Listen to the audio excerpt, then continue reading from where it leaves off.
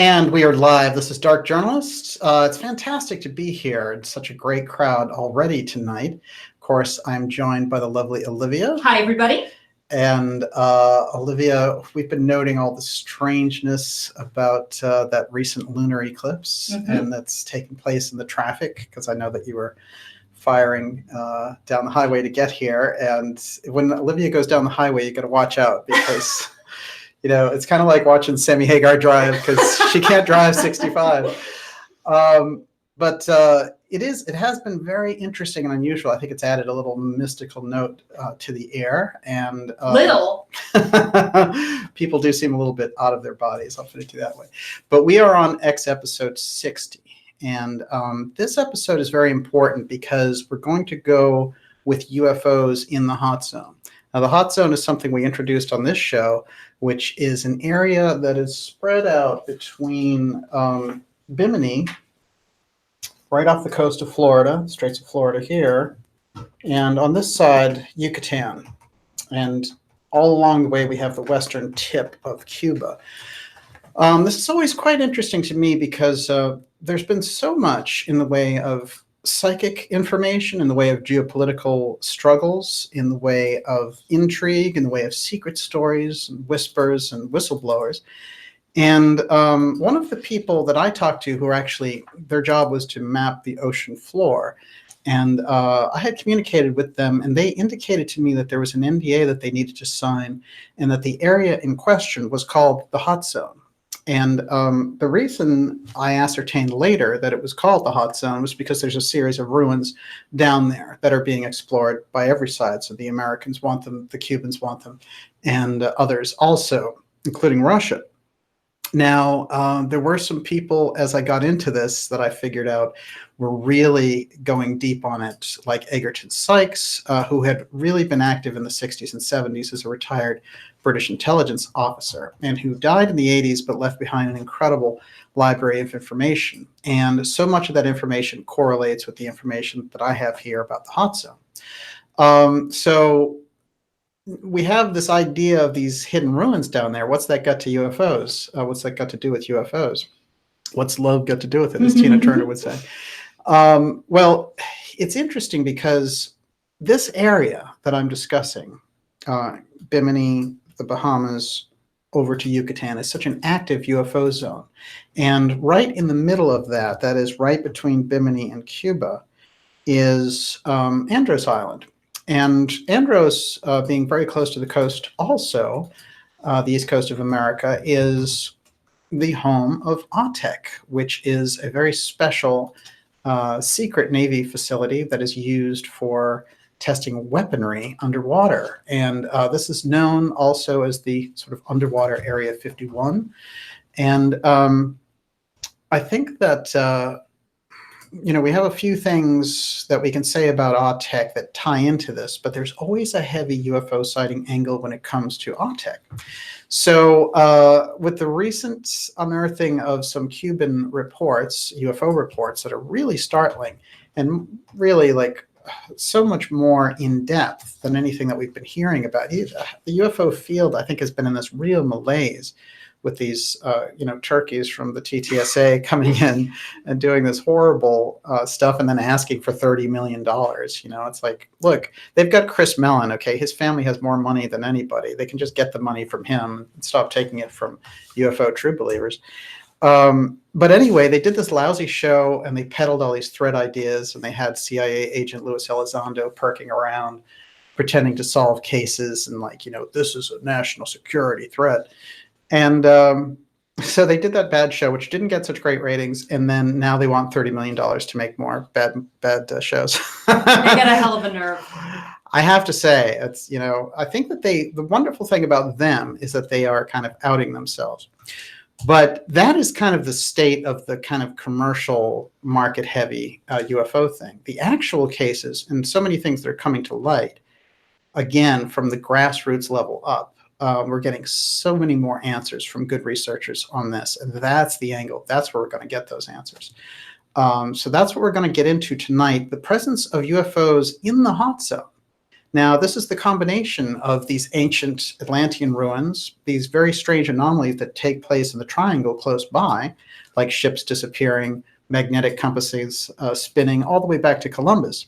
So when we're looking at this, we have to now put these threads together, which is the hot zone, the anomalies, which on this program we call apotheum, and then also this very unusual UFO file factor and these UFO sightings. When we put these three together, we start to understand that it's all in relation to incredible anomalies there in that area that have to do with a landmass that's rising and something that was there in very ancient times. And how that relates to the UFO file is something quite fascinating, but we're going to see that everyone is interested in this area, and this is basically fundamentally the issue. That's why you get so much tension all the way back to the Cuban Missile Crisis. And we are also looking at a new Cuban Missile Crisis in relation to this, with Putin over in Russia saying that we're going to have a similar situation and that relations have never been worse, all because we're slapping sanctions on them and Russia is providing support to Venezuela. So it's quite a geopolitical situation. I could sit here and talk about that end of the situation all night because it's quite fascinating. But we're here to talk about UFOs in the hot zone. Let's find out how the hot zone became the hot zone. This is going to maybe get us going. And I do want to say right up front that we're going to be taking questions in the second half of the program. And Olivia is going to be handling all that. So just get your questions in caps over to her. Can we get one thing out of the way already? Yes. Okay, so Dark Truth wants to know, could you ask DJ what is his opinion of the so-called storming of Area 51? Yeah, well, this is another one of those kind of big market heavy trips. And of course, you know, they try to make it sound like a fun thing to do. And we've known about Area 51 since the 90s, but it has been there since the late 40s and really built up during the Eisenhower period. So in terms of the technology, once it got on the map with the things that they've developed there, they've moved a lot of those facilities. So the idea of storming it is literally one of those plays that the media loves because they know you're not going to get any results from doing it. And the media seems to love to play into anything alien now that the unexplained, no, it's not even called unexplained. What is Unidentified? It? Unidentified. Their show's so terrible, I can't even remember the name. Try to block it out. Unidentified was the History Channel show with Elizondo and, you know, Tom DeLonge looking like this. It's a lot of drug rehab going on there. But I think that we have this... the nature of the situation is as soon as that series ended, it was like, oh, there's this big summer, and how are we going to keep this kind of false UFO aspect, very different from actual UFO research? How can we keep it in the news so like Politico and New York Times can pretend to be hip and covering the UFO thing? And now we have this completely ridiculous Storm Area 51 meme out there. And trust me, that's the kind of stuff that is not like, oh my goodness, someone started it, you know, and it just caught fire. No, those things are really well planned, and you have to wonder to yourself, why would they do that? You know, what would be the point of it? But it is quite a distraction. It's also just really dangerous. Yeah, absolutely. Well, I do feel with the Epstein-Trump situation going on that, you know, there's a lot with Epstein and Clinton in the background there and the way that they're trying to spin that narrative against Trump and all of this that's going on, that they haven't got a handle on it yet. And they'd much rather talk about, you know, this flyaway thing of storming Area 51, which, yeah, so I don't think much of it, I guess, is the answer there. Mm-hmm. I do think it's interesting that all these companies are jumping on like Bud Light with their really well-designed alien they have a little cans alien, and all that. yeah, They green look alien. great. I admit it. They pretended they were putting out a Ben and Jerry's Area 51 flavor. Yeah. I do remember this, but that's not actually true. But they are doing an anti-establishment, like I think that was not true either. Oh, okay. But you never know whether these memes are put forth as a trial balloon that they could then deny. Yes, you know, but absolutely. if it caught on, they could jump on it and do it, right? If only there were legitimate hippies out there. But even Where are the hippies? Ben and Jerry's is just gone, you know. Mm-hmm. Don't they aren't they using GMOs now? I mean, oh, yeah. It's not, you know. Not what it used to be. They hate what they used to be. It's like, you know, going to a Grateful Dead concert and having them be sponsored by, you know, Raytheon or something. It's very interesting to me because I do feel like a lot of those groups have lost touch with the very things that they believe in. So we see it a lot. We see it a lot, and this is a very market-heavy environment that we're in. And so I think we're going to see a lot of distractions as we go along here, just like they're talking about, oh, it's so terrible. Netflix is losing subscribers. You know, who cares? Do you care? I mean, I don't. So that's not real news, but that's the kind of stuff that you see at the top of your Twitter bar. But for the things that we could look into that maybe would be, you know, kind of anathema to the establishment, the hot zone has to be right up there because they actually have NDAs for people who are in military and non-military positions doing ocean mapping and other things like measuring current in the ocean, who cannot mention. So, for example, if you're in a submarine doing this stuff and you go by and there's a pyramid down there, you can't talk about it. This is very important, I think, because that's a real kind of blocking of knowledge. But all those forces involved, that is Russia, Cuba, now Venezuela, and the United States, are all very aware of it, and Mexico as well. There are other reasons why the hot zone has such political gridlock around it and such secrecy and such, you know, everyone's kind of got their guns ready. And this has been the nature of the case for like some 50 odd years. And part of that, too, is that there's all kinds of oil-rich territories under the water as well. And there's a lot of anomalies there that people haven't discovered. So there's a gigantic resource-heavy real politic going on. And that's something we need to pay attention to as well. However, the ruins that are rising under the water that belong to an advanced ancient civilization that we call Atlantis. And in this particular part of the hot zone, Egerton Sykes, the Atlantis researcher extraordinaire, called Murius, because he had gone through the Celtic and Druid legends related to this, and that's what they called Bimini at that time. When Graham Hancock was here in Cambridge, and I was talking to him, he reminded me that the Bimini map, in fact, is shown on the Pura Reis map, the Bimini Island, and that there are ruins on it. It's dotted with ruins on the Pura Reis map. So there was awareness of Bimini and what it was and what it represented. And it was the last point of this incredible island of Poseidia, which was a major third commanding center for Atlantis back some 10,000 BC. And that as time went on, Bimini was the only piece of that left. And that's kind of the last piece that's remaining. And it came to be known as Murius, but they knew that there was an incredible civilization there at one point. The ruins that are off Cuba now extend and can go across. And some of the research that was done was that there's a mountain range actually that went from the Yucatan Peninsula over to Cuba. So this might give us a better picture that after Atlantis went down, somewhere in the intervening years, whatever was left there around Bimini over to in the hot zone, then that also went down eventually. Now, there's a major story on this, which is scientist Paulina Zelitsky, who was an incredible oceanographer, and she has quite a remarkable story, having grown up and worked for the Soviet Union, and then having defected to Canada and worked in Cuba. Just an amazing personal history. But the thing that she brought forward was that she, under the guise of working for the Cuban government to discover these Spanish galleons that were off the coast, she found the incredible ruins of a city. Now, there was a series of caves on this western tip of Cuba, and she had gone in there. Actually, there's an amazing picture of her in there that I want to show. That's her looking at these spirals in these ancient caves. Now, this is before she had discovered the ruins, and I've always found that that was very unique because it gives us some idea of where she was heading with her research. And the ruins that are in these caves give us heavy, and I mean heavy astronomical data and information about a major comet crash that took place in ancient history. But we don't know very much about these ancient Cubans, but that's right there in that hot zone, and Cayce described that as a major piece of Poseidia. there in that general vicinity.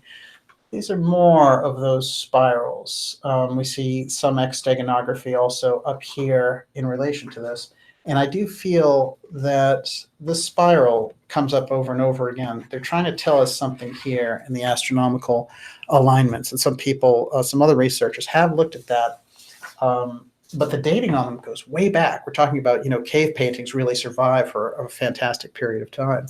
Yes. A cult fan wants to know, are those glyphs symbolic of the interdimensional waves emanations from a portal into another level of consciousness / Stargate? Yeah, yes. That's the kind of thing, that's exactly the type of thing that those types of priests and initiates would know and would record. You can look at some of the spirals as astrological information, astronomical information, no question. But then you have to go deeper, because at a certain point, those spirals are seen all over the world, and then we start to understand that they're describing something interdimensional, let's say. So yeah, I'd be more on board with that. She's quite an interesting researcher. We've done a couple of programs on Paulina, and I have spoken to her, and she has given me some very interesting information and pointed me to some very interesting things to look at. I do expect her to come on the program at some point this year to really blow the lid off the hot zone. So stay tuned for that. Let's take a quick look at some of the things she found. Off the western tip of Cuba, and a lot of this, it's kind of that what they call San Antonio, Cuba. Over here, that's where it is, and then under the water here, she's found these pyramid-like structures. Now, in her interviews, she said that she has sent some submersibles down there, and that when they got close up to those pyramids, they were seeing hieroglyphics. So there's no question that this is an ancient civilization, and their debris down there. I'm going to ask you to hold that up again so everybody can see these pyramid structures. I have another bigger one. Really? Okay. For once, I'm one step ahead of Olivia. This doesn't happen very often. Just this once. Everyone, you're watching the Dark Journalist Show. It's fantastic to be here. It's episode 60, and we're so glad to have everyone with us. We're going to be going deep into UFOs in the hot zone. We're starting with the hot zone itself and then showing how the UFO activity is very heightened in this area. And now we're also going to start to understand what all these major geopolitical shakeups going on with Cuba are. Why suddenly do we have all these sanctions on Cuba? When Obama left office, he had opened up relations with them for the first time and put an embassy there for the first time since Castro stormed it back there in 1959. So, the Cuban Revolution, we had early on very interesting relations with it because they thought Cuba was going to go on our team. But unfortunately, it was too unstable. And the regime that he replaced, the Batista regime, was very big with the mafia because they ran casinos and everything else. And then when JFK got in, he was sort of inherited a really bad situation. And he made the best of it, but the Bay of Pigs happened, which was an invasion of Cuba that was a leftover plan from the Eisenhower administration that was cooked up by Nixon and the CIA, basically. And Nixon was Eisenhower's vice president. So when they went to storm the island, Kennedy wouldn't give all of the support that would be necessary. He realized that they were shoving him into World War III by attacking Cuba. So he backed off of it, and as a result, that revolutionary force that the CIA had trained to retake Cuba were taken prisoner. And so it was 3 months into his presidency and really shook him up and made him look like an amateur. But in fact, he had saved the world from going into a major World War III scenario with Cuba. That was only one of many heavy national security incidents that took place while JFK was president with Cuba.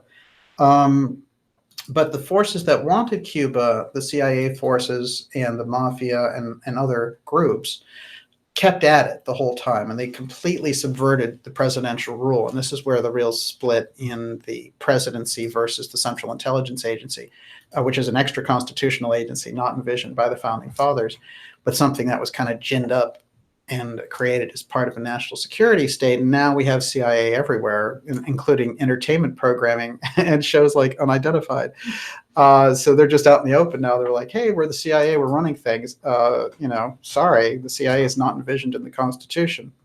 So certainly, you're going to have spy groups working for military purposes, but we have the Defense Intelligence Agency, we have military intelligence, and one of the things that Kennedy was trying to do was put back the intelligence to the Pentagon and get rid of these people, this thing that was just going, and subverting elections and doing all this other stuff.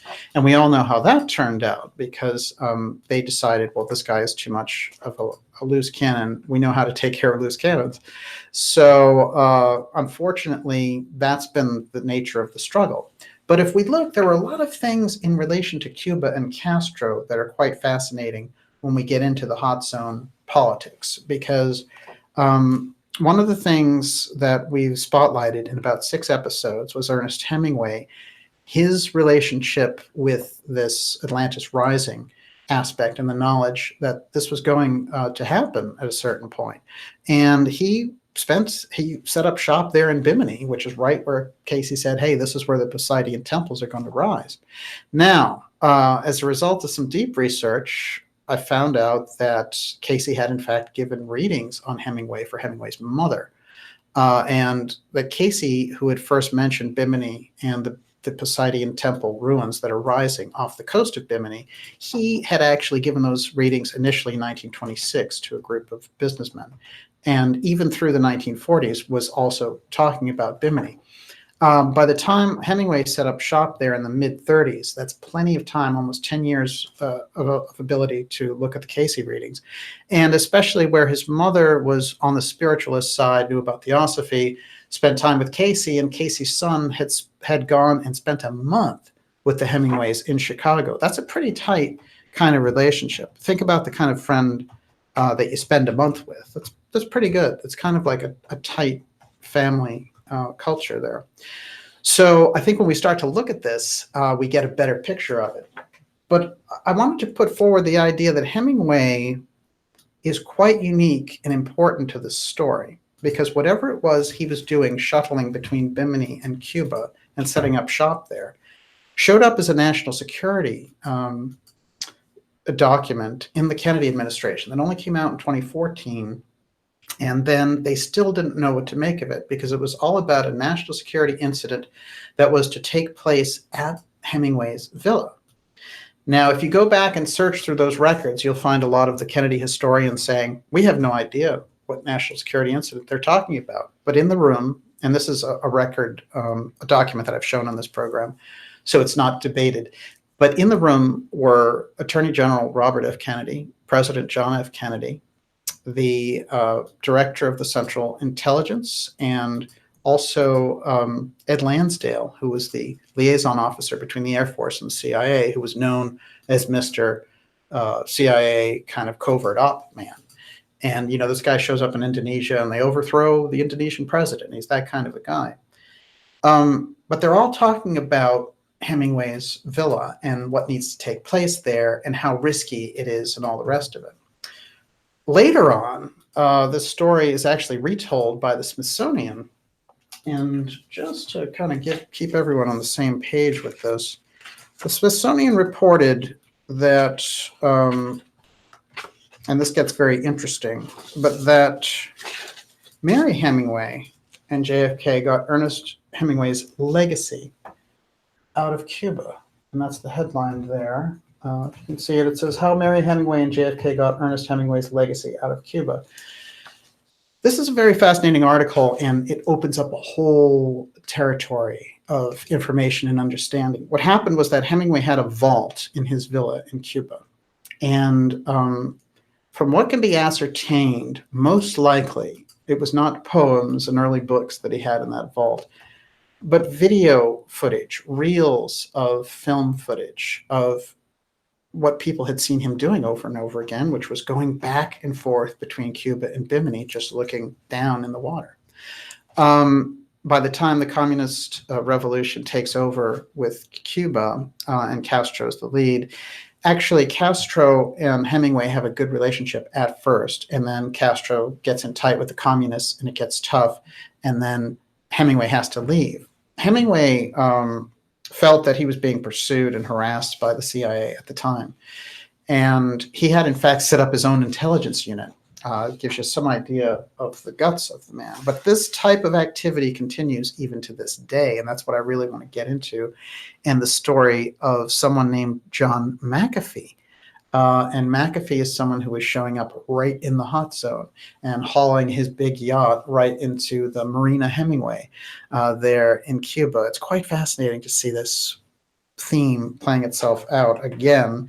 And of course, Hemingway, his mother being so close to the Cayces giving the readings about this Atlantis rising off the East Coast, that this started to open up a whole thing in the family. And when I went back and was looking, I found that Ernest Hemingway's brother Les had actually had bought a lot in the Atlantic Ocean and called it New Atlantis, and had set up a whole charter for it and made himself the president of the company. And they founded it July 4th, 1964.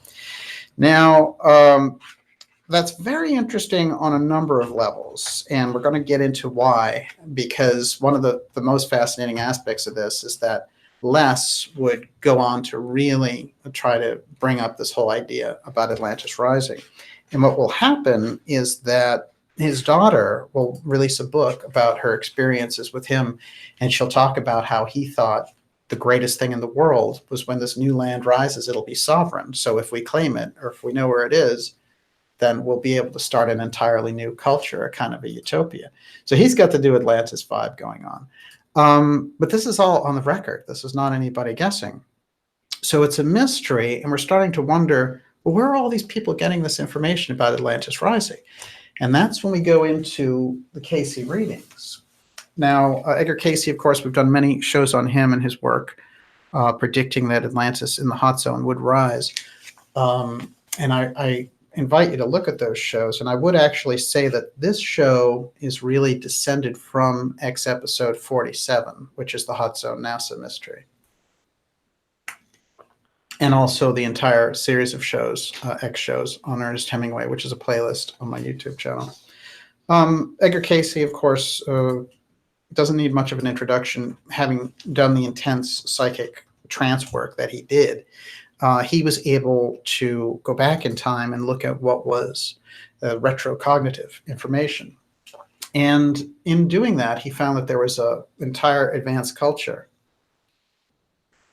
that existed with advanced technology beyond anything that we have even today. But he was talking about this stuff in the 1920s. So it's quite remarkable. Let's get just a little snapshot of what he said about Bimini and Atlantis, so we can kind of get oriented. And then we're also going to move on into these very unusual UFO sightings in the hot zone. So yes. Can I ask a couple? Absolutely. All right. So R. Andrew says, is Bermuda also part of the hot zone on the other end? And Richard Humphrey wanted to know, is the hot zone the most active place in the Bermuda Triangle?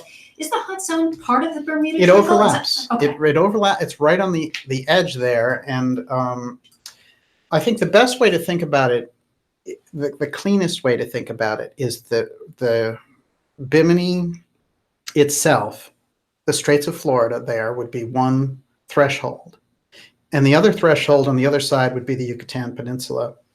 And that encapsulates in the middle the western tip of Cuba, which is where these ruins were found. Now, I have found that the hot zone extends as far as Belize and into the Caribbean through the Gulf Stream. So a good approximation is really between Bimini and Yucatan, with Cuba right in the middle of that route.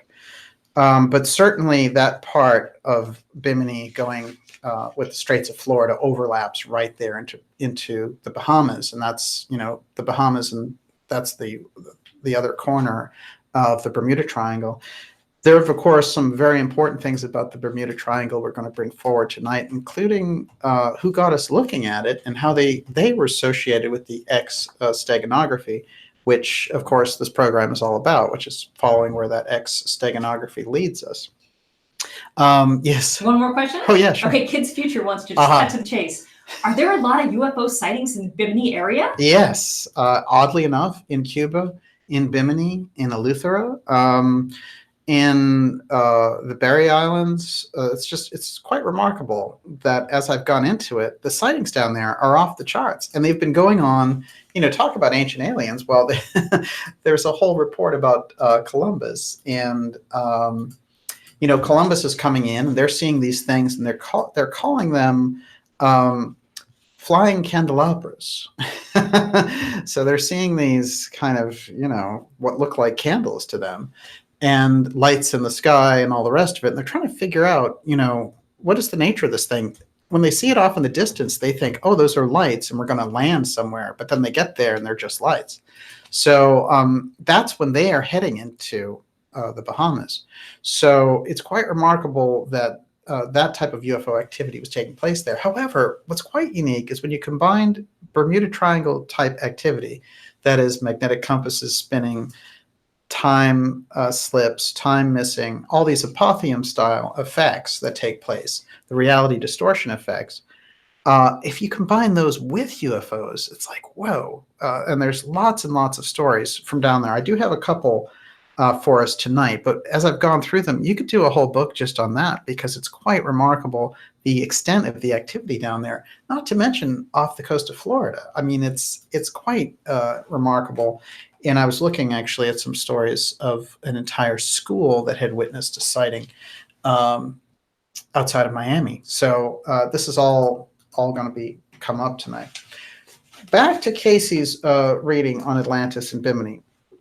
1923.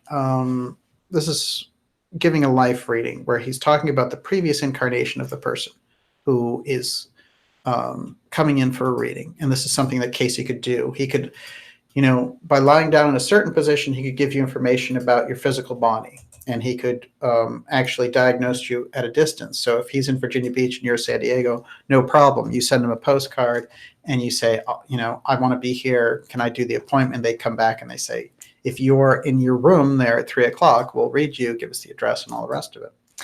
So he had incredible success helping people with this. And really, I think that Cayce is one of these figures who stands as a real giant. You see the marketing engines try to kind of ride off Cayce's coattails, as it were, and people running around saying, I'm the reincarnation of Edgar Cayce. Well, don't buy it for a minute, because his work was quite unique, and we just have not seen very much like him. But when he got into life readings, wow, all kinds of vistas opened up, because he gave us this picture of our past, which, again, the mystery schools are releasing that information through this individual, just as they had through Blavatsky and Steiner previously. Okay, here's the reading. Before this, he said, the entity was in the fair country of Alta, or Poseidia proper.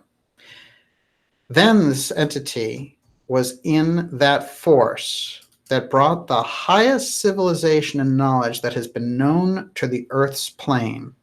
This, we find, was nearly 10,000 years BC.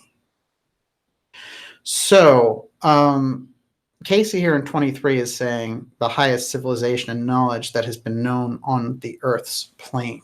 It's not just talking about the high technology of the Atlanteans, but the real spiritual development and that taking on of the universal forces and what the Atlanteans were really capable of. Quite remarkable. So then, speaking specifically about Bimini in relation to this, he's the one who drew attention to the fact that Bimini was where Poseidia was. It was the last piece that was really standing. And that off the coast of Bimini, the temple of Poseidia was rising. And it would, in fact, rise and basically rewrite history.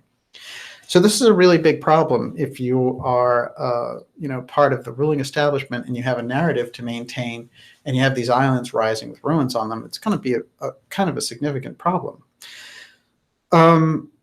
So he's talking again, and he's talking to an engineer, and he discusses something called the Two-Eye Stone, which we've discussed on this program many times. But the Two-Eye Stone were these incredible firestones, fire crystals that the Atlanteans used to power their cities. And they had all kinds of advanced things like flight the ability even to disintegrate matter, because in some of the readings he has them going through mountains and things like that. How do you do that? We can't even do that now. Okay, but he says that the misuse of those same stones that could do all these incredible things, including have them interacting with these spiritual individuals in the outer spheres, if you want to get into that cosmology, he really was saying that the crystals were the answer in their spiritual life and supplied their technological needs. But some groups started to get into just the technological part. And so the Belial groups take over from these Emilius groups. The Emilius groups are more spiritually minded. The Belial groups really want to, they really want the tools to be aggressive to other tribes and other groups. So what happens is, what he says is that, and this is a quote directly from the readings now, quote, "These forces from the Two-Eye Stone, not intentionally, were tuned too high and brought the second period of destructive forces to the peoples in the land and broke up the land into isles that later became the periods when the further destructive forces were brought to the land." That's the period that we get to, 10,000 BC. "Through the same form of fire, the bodies of individuals were regenerated by the burning through the application of the rays from the stone." Now he's saying the stone has such a power, the Two-Eye Stone. It has the ability, if somebody went in there and was 100 years old, they could get rejuvenated back to when they were 25. So it has quite a remarkable rejuvenating, restorative effect going on. Then he says, in that period, the body rejuvenated itself often and remained in the land until the eventual destruction. At the end, it joined with the peoples that made for the breaking up of the land and joined with Belial. Okay, Belial is that group. The same forces, remember, on the Steiner side and in anthroposophy, call that Ahriman. That's what we've been discussing so often on this program. So he's describing that the engineer who was working on this, that it was not the intention nor desire for destructive forces in working with the Two-Eye Stone. He says later it was for the ascension of power itself. And then they ask him to describe it. And he says, "The manner of construction of the stone, we find it was a large cylindrical glass cut with facets in such a manner that the capstone on top of same made for the centralizing of the power of the force that concentrated between the end of the cylinder and the capstone itself." This is really, if you think about it, an incredible power station. So he says that the records of the manners of the construction of the Two-Eye Stone are in 3 places in the earth as it stands today. In the sunken portions of Atlantis, or Poseidia, where a portion of the temples may yet be discovered under the slime of ages of seawater near what is now known as Bimini off the coast of Florida. This is him saying that that temple that has that information is rising. Later, he would say, expect the first parts of it in 1968 and 69. So what happens is that in 68 and 69, there is a diver who, J. Manson Valentine, who flies over Bimini, and he sees underneath all of this road stuff. And now I've talked to people who've actually done dives on the Bimini Road, which is also called the Bimini Wall, because it has that incredible kind of ring of stones around the island. And there's no question when you look at it, it's a very large stone structure that's man-made. So the problem for history is, how do you account for it? And this is the nature. This is where we've been at with this question. Now, before we go any further on, I think it gives us some idea of why Bimini is so important. Now, recently, since we reestablished relations with Cuba, and before things went so south with the Cubans and the Americans through the Trump administration, a very strange thing started to happen to the diplomats that we were sending into Cuba, which is they were coming back with concussions. Their ears were very damaged, and a lot of them had physical injuries from these strange weapons that were being used on them, including just getting sick and all the rest of it. And nobody could describe what had happened or why this was happening to so many people, but they had to send them back to America because over and over, and the stories were getting out, there was just no way to stop this. So we've been watching this strange wave of it, but that has now taken on a totally new character. because the diplomats who were in Cuba as recently as last year, when they came back, when it was too much, when they were, these concussions or these illnesses were too much for them, the victims, now there's some stories coming out that are new, where it says victims of Cuba and China health attacks say they're being harassed in the U.S. Let's think about this for a minute. In the United States, after they come back, they're still facing the harassment. What is it that has chased them out and can still chase them here? So we have to think about this Atlantis rising thing and the people who have this kind of knowledge or who could obtain it by being, let's say, diplomats to Cuba are in a very precarious situation as far as the hot zone is concerned. I'm going to read just a little bit from this article, which was on all places. It was in the Daily Beast, which, definitely is a left-leaning publication. Okay, quote, victims of the mysterious health attacks on U.S. diplomatic staff in Cuba have spoken out for the first time, and some say they've been harassed and had their homes broken into since returning to America. More than 25 diplomatic staffers have complained about the attacks that allegedly used high-pitched sounds and waves that caused headaches and nausea. Victims complain of intense pressure inside their heads, and doctors say some of them have been left with permanent brain damage. Let's think about that. And really, we're talking literally about diplomats just going down to Cuba for the first time. What could be the reason for that?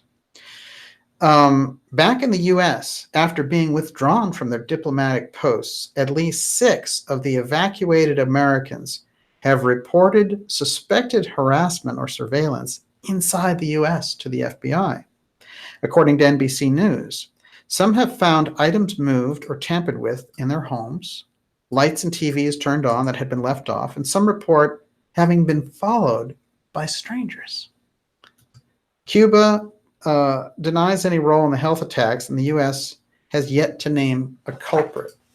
It's a very interesting string of stories that's coming out on that.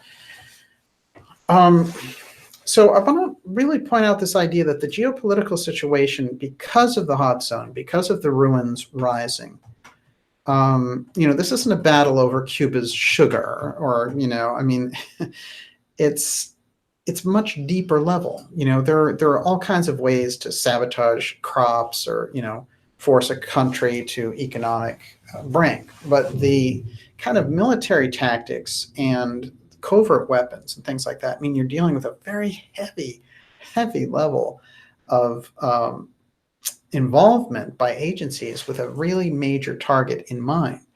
Now, it seems to me that if we go back and we look at Zelitsky's story of discovering in 2001 this Atlantis, these ruins, which you could say relate more to the Mayan culture than anything else, because she said that the hieroglyphs looked Mayan, oddly enough.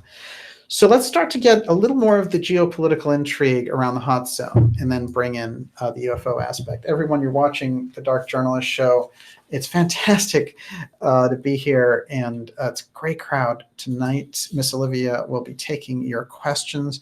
We'll be doing Q&A with those in the second half of the program. And we're going deep with the UFO aspect inside the hot zone. Giving you the real foundation here. How are we doing out there? We're doing great. I want you to be careful every time you take a swig. Yes. Liberty Thunder has taken a shot. So it's going to be a long night, Liberty Thunder. Can I ask you a question? And remember, this is like, some serious hardcore water. So, yes. Kontiki Man wanted to know, were there any relevant files in the UK's released UFO files, Bahamas being Commonwealth? Yeah, there were sightings in there. I think that there's a couple of sources I'm going to name tonight. I'm going to name what I think is the most important case, but there was one case that I was reading that they were observing from the Bahamas, where this thing going by looked like a bus flying. No wheels, but it looked kind of like a bus because the windows going by, and it was sort of that shape. I have also noticed that it seems to me, maybe a UFO researcher might dig this out a little bit differently, but an awful lot of cigar-shaped ships down there. different from the capsule saucer thing, although the major case I'm going to talk about is saucer. Yes. I love this question. Richard Hastings, why would Americans target their own diplomats? Well, though, I understand the question. The problem is that there's an aspect, an arm that operates within the government of America and outside of it that has no loyalties to it. Yeah, ever hear of something called 9/11? Yeah, well, 9/11 would do it. Mhm. I mean, there's a number, certainly the Kennedy assassination, all these Mhm. deep events, as Professor Scott has pointed them out. You know, certainly Iran-Contra has aspects of this. And we've seen it over and over again where there's a group that is active inside the deep state and they have to come over into the public state. But those two things operate kind of parallel. When the deep state comes out, it's usually through what Professor Scott calls a deep event. And a deep event gives them the ability to change a policy. But that group doesn't have any kind of loyalty that you might expect from other Americans working in the government. But they have their hands and their power centers inside of those political situations. So we've seen it happen over and over again. What I do think is disturbing is people in those posts in Cuba had a very important mission to reestablish relations. Instead, we have the worst relations with Cuba since the Cuban Missile Crisis. And that's always very dangerous, and there's no reason for it. The point was we had just reestablished relations with them. So, with Castro passing away, you'd think there'd be an opportunity there for new leadership. Okay, now let's go. On that note, yes. Footloose wanted me to ask, do we think it might be 5G technology causing the symptoms to the diplomats, considering it is military weaponry? Mm-hmm. Well, this is interesting for a few reasons. Really, the way I look at it is they have those types of nano weapons and microwave weapons. Certainly 5G is something that's in their bag of tricks. But when they concentrate those types of weapons and that type of electronic harassment, then it doesn't matter. I mean, there is no good defense. That's the problem if you don't know what tool is being used on you. So these people going down into that situation have no idea that they're going to be hit with this. The question is why? Why would you want to scare these diplomats out? I want us to look at it through the lens that the hot zone and the ruins there represent the possibility of a major narrative change for history, one, but also represent, as Cayce is pointing out in the Poseidon Temple, the aspect of understanding what the Two-Eye Stone was about. And that is a kind of technology that is very superior from ancient times. It would give them, and this has been going on for over 50 years that we've known these ruins are out there. So it would give them a real strong motivation to control that area. And a lot of this volleyball that we see going back and forth, if you get land rising, it also represents, as Les Hemingway pointed out, sovereign land. So who owns that when it comes up? There's a lot of very important questions there. People in the know, in the structure, celebrities, politicians, people in that billionaire class, the Davos crowd, they're definitely in the know that there's land rising off the east coast of America. And if they go even into it at all on a mystery school level, they're going to find that it's all related to Atlantis. So I've pointed out on this program before that even people like John Lennon had bought lots in the Atlantic Ocean expecting these ruins to rise. And I'm going to point out in an excerpt from Mary Hemingway's book, who was Les's daughter, and some of the incredible things that she put across, where she's talking about how Les discussed this very idea that when the landmass comes up, it'll be sovereign. So it's on the record.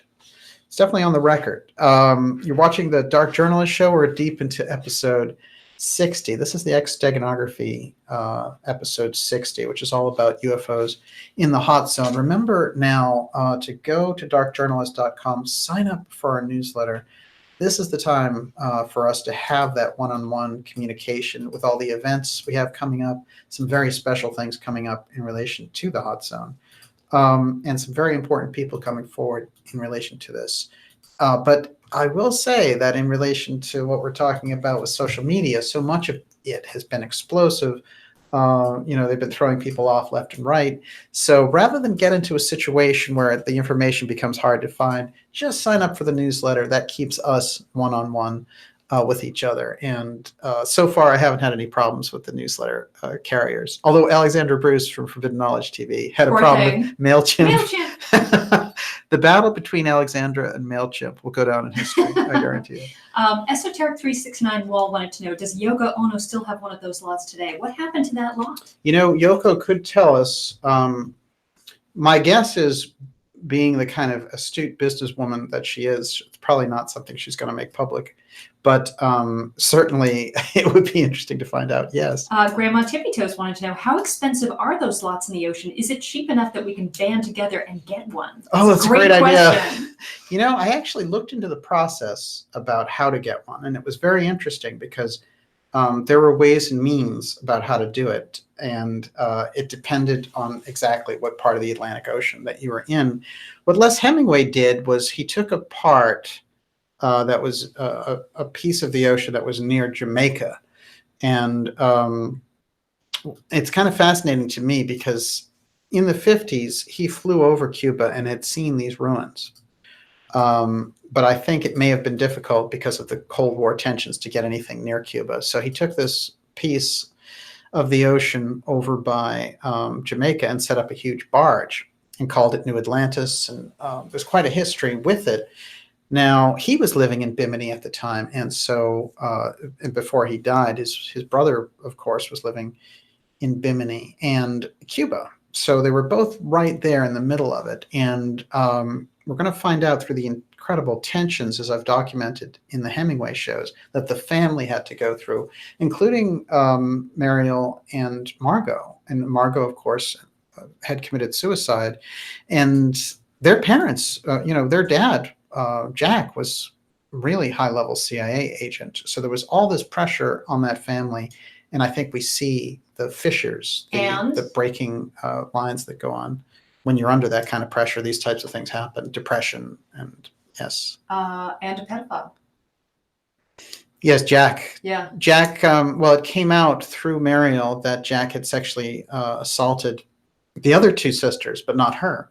It's quite fascinating. Because she slept with her mother. Her mother who had and guarded her. Her mother, yeah. But her mother also, it's a tough situation. It's very interesting. I think Mariel's a very, very interesting person to have opened up about all this. It's quite significant that she did. But I think what she was saying was that her mother, who had cancer, they had this kind of relationship where she was a slave to the mother in her very early youth, like 5, 6, 7 years old, just really at her mother's beck and call. But as a result of that, was always under that kind of watchful eye of the mother. And so the things that happened with her other sisters, like Muffet and Margot, didn't happen to her. But the Jack was certainly, he seems like he had a sick side to him, interestingly enough. Although the family didn't disown him, interestingly enough. They kind of put up with the fact that he had this abusive past, and apparently there was a certain window of time. But I will say that it turns out that Ernest Hemingway was actually afraid of him as well, which I found very interesting because Ernest, he had joined with the CIA after coming back from World War II. That is his son, Jack. And when he came back, he had sort of transformed. And Ernest was really concerned that he was basically going to blow the whistle on him and what he was doing. Interesting. Yeah, absolutely. And I do feel when we get into the Hemingways, we're getting very close to a family that had to grapple with having the knowledge of the hot zone and being intimidated by intelligence and covert intelligence wings of the government. So we're going to get deep. We're going to include those. I said this to Olivia when we started. I have so many hours of material here that I'm going to have to condense it. It's almost 2 shows in one. It is. I'm going to condense it. That's why I'm moving fast through it all. But yes, definitely everyone make sure you go to darkjournalist.com and sign up for the newsletter, because as we were saying with that little exchange about MailChimp, you don't know when they're going to shut off the social media platforms for this type of information. You and I have to have that pipeline of information. So go to darkjournalist.com and sign up for it. Okay, I am going to jump real quickly to the Hemingways, and then we're going to get into, well, let's look at this real quick. Now, this is very interesting, getting into the root history of the Cuban Revolution, because we have this article here, which got some very heavy press in 2016, which was, did Fidel Castro spot a UFO? Cuban rebel saw round and enormous object among the stars. Castro said he and his commanders witnessed a UFO during the Cuban Revolution, and this guy had put out a book who had worked deeply with Castro. But the way that Castro described it, too, it was like the moon coming down and shining on them and washing over them. And oddly enough, in the actual Cuban Revolution manifesto, someone in his group, who was a very heavy-duty revolutionary, included the idea that if we are being visited by these other intelligences, that he was seeking their help to keep the island independent. So they actually put that in their creed. For the manifesto, which I found quite remarkable. I love it when I see a map and I have absolutely no idea where I brought it. That's good. So now we're talking. So more intrigue in the hot zone. John McAfee. Now, when I was editing an Apple magazine, McAfee antivirus was all the rage, and I met a lot of people from that company, interestingly enough, through Macworld and CES and things like that. Now, years later, McAfee would show up doing these kind of really brazen libertarian things, saying like, we need to throw off the government and they have the currency under control and all these things. So he got himself into some very interesting situations, but I have to say that I like the maverick style that he had kind of really said, look, your smartphones are spying on you and don't trust them, and you're not reading the terms that you're accepting when it says accept all terms and conditions. And one of them is that the phone can spy on you through these little apps in the that we have so many on the iPhone, etc. But I have to say, I liked his brashness, and I liked some of the things that he had to say. But he got himself to a point where he was really kind of becoming quite a target for the United States government on a number of levels.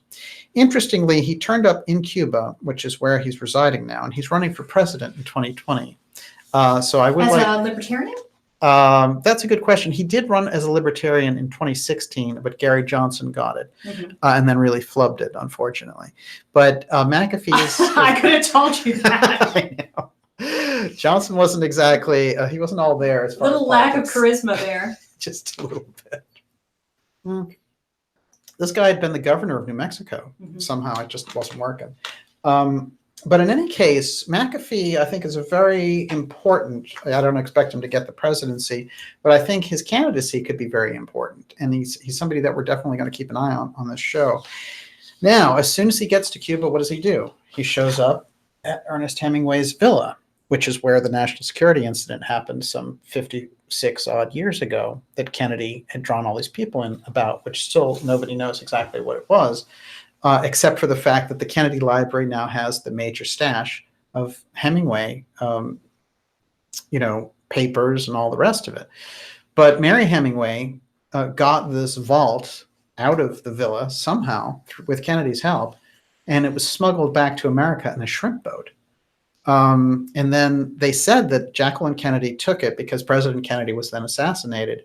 And Jacqueline Kennedy took the vault, and when she opened up the JFK Library, all the material was there. And of course, I've been to the JFK Library and looked at that exhibit that they were doing, and it's quite extensive. But I went and found stories about Mary Hemingway that she had actually placed other content from the vault in a bank vault in New York City, and that some of her aides had talked about this. So there's a lot of unusual details around the villa and the thing that happened there. Now, McAfee, he docks his yacht, which is called the Great Mystery, at the Marina Hemingway. And there is a shot of him on July 4th, just sort of walking along. He joined this national kind of social society, this International Hemingway Society, when he got to Cuba, and he showed off his ID for that right here on his Twitter account. And I have to say, the guy is very transparent and really, likes putting these things out there. The question is, why is he in the hot zone talking about a revolution? And he's got all these ideas about cryptocurrencies and everything else, running for president. And here he is with this Marina Hemingway and being really, let's face it, right at the center of the Hemingway mystery. And right in the middle of the hot zone, talking big politics and all the rest of it. Well, if we go through the history of McAfee, it's quite remarkable because, of course, as everyone knows, he was a remarkable software engineer, and his, the antivirus that he developed was really quite remarkable. One of the things I found interesting was that he had worked, and I wanted to get the actual name of the company, he had worked in Belize for a company called Quorum X, which was all about producing antibiotics. But his work around space and NASA I found particularly interesting because it seems like there's an overlap, which is why we have Gordon Cooper in this episode with NASA and understanding what the hot zone is all about, and then brings in the UFO aspect as well. So we need to kind of get into that a little bit. I do feel that it's quite important to look at his history and to see what he's trying to do, of course, with his presidential campaign, but why Cuba, and see if we can get him to open up about some of those things in relation to the hot zone. I do feel that there's somebody, that there's a lot of very unusual things going on with him. What he did was he set up a body double because he said he was under harassment by the CIA. And he said that the body double was kidnapped, woke up 10 days later in a hospital with no memory of what had happened because they thought they had the real McAfee. So these are either very colorful stories or McAfee is somebody. 10 days later? 10 days, yeah. What the hell happened to him? It's a good question. It's right in his Twitter feed. It's still there. God, he's lucky to be alive. He is, yeah. Well, that's scary. I wonder if he could go through hypnosis and find out what they did to him. Yes. Well, it's interesting because Belize, Honduras, he's been involved in a lot of law enforcement actions that have taken place there where he's been busted, for this or for that. And nothing seems to stick, interestingly enough. But he's gone down there, and he was deported from Guatemala in December of 2012. And can I just say, nobody is down there in those countries doing anything good. Yeah, that's true. Either you're drug running, you're gun running. You're up to something. You might be harvesting coffee. That's possible. But there's always something else. There's a lot of free market. That's a cover story. There's a lot of free market opportunities. Mm-hmm. I don't think there's any question of that. There's another note of a legal issue I just want to mention here, which is McAfee's property in Orange Walktown, Belize, was raided by the gang suppression unit of the Belize Police Department. It sounds like harassment to me. And they don't want him around the hot zone because he's a guy with a lot of money, $100 million at a certain point. I know that he got roughed up during the stock market crash. But this is a guy with a lot of money, a lot of know-how, and a lot of background with NASA and space. So he knows a lot of what's happening here. And he knows software. So he's a technological guy. He's a political libertarian. He's kind of a loose cannon. He's not the guy that you want out there if you're the controlling groups. If you're the controlling establishment, you want a guy like that. Pretty much shut up. Now it says that at the time McAfee was in bed with his girlfriend when this gang suppression unit of the Belize police raided him. And McAfee was traumatized by the incident. A press release statement stated that McAfee was arrested for unlicensed drug manufacturing and possession of an unlicensed weapon. He was released without charge. In 2012, Belize police spokesman Rafael Martinez confirmed that McAfee was neither convicted nor charged, only suspected. That's how you harass somebody. because you grab them, you shake them up, you keep them in a cell, you interrogate them, and then you're like, oh, there's no charge. So I do feel very much we've seen this pattern. It happened with Paulina Zelitsky, actually, who had found the Cuban city, the Atlantis city off the coast of Cuba. So she was put in a Mexican prison, and she was threatened by these companies who were worried that she was outing their research there. So quite remarkable overlaps. I think we're going to get into McAfee a lot more as we get into the HotZone investigation. Yes. Mr. Pritchard says there's a crazy documentary about McAfee on Netflix. Crazy stories about him keeping sex slaves and things. Seemed like a lot of it was conjecture, honestly. Yeah. Did you check that out at all? No, I have seen a number of things about McAfee, and I do feel like they're painting quite a heavy-duty picture. Now, he's easy to paint those pictures with because he's kind of an outrageous guy. But a lot of libertarians are, let's face it. And it's that free-thinking aspect. Okay, so we've seen him in the hot zone. How about this guy in the hot zone? Gordon Cooper. Now, we are on... Can I just say, Gordon Cooper has the best smile ever. It doesn't get better than Gordon Cooper's smile. No wonder he kept the other astronauts upbeat when he was up there. And it is interesting, too, because this is the 50th anniversary of the moon landing tomorrow. If you believe in that thing. July 20th. And we've done a number of programs with Dr. Joseph Farrell a couple of months ago on the moon. And, a lot of the conclusions that we came to were certainly that we went to the moon, but that the things that we found there and the story of how we got there, et cetera, and the technology that was used has always been completely suppressed, and that there's a massive security, secrecy wing that is keeping the real story of what's going on in relation to that. And I saw USA Today, just to set up the show so beautifully and to know that we're on the right track. USA Today, their headline, it says, NASA says we're going back after 50 years. For the first time since 1972, NASA says we're going back to the moon.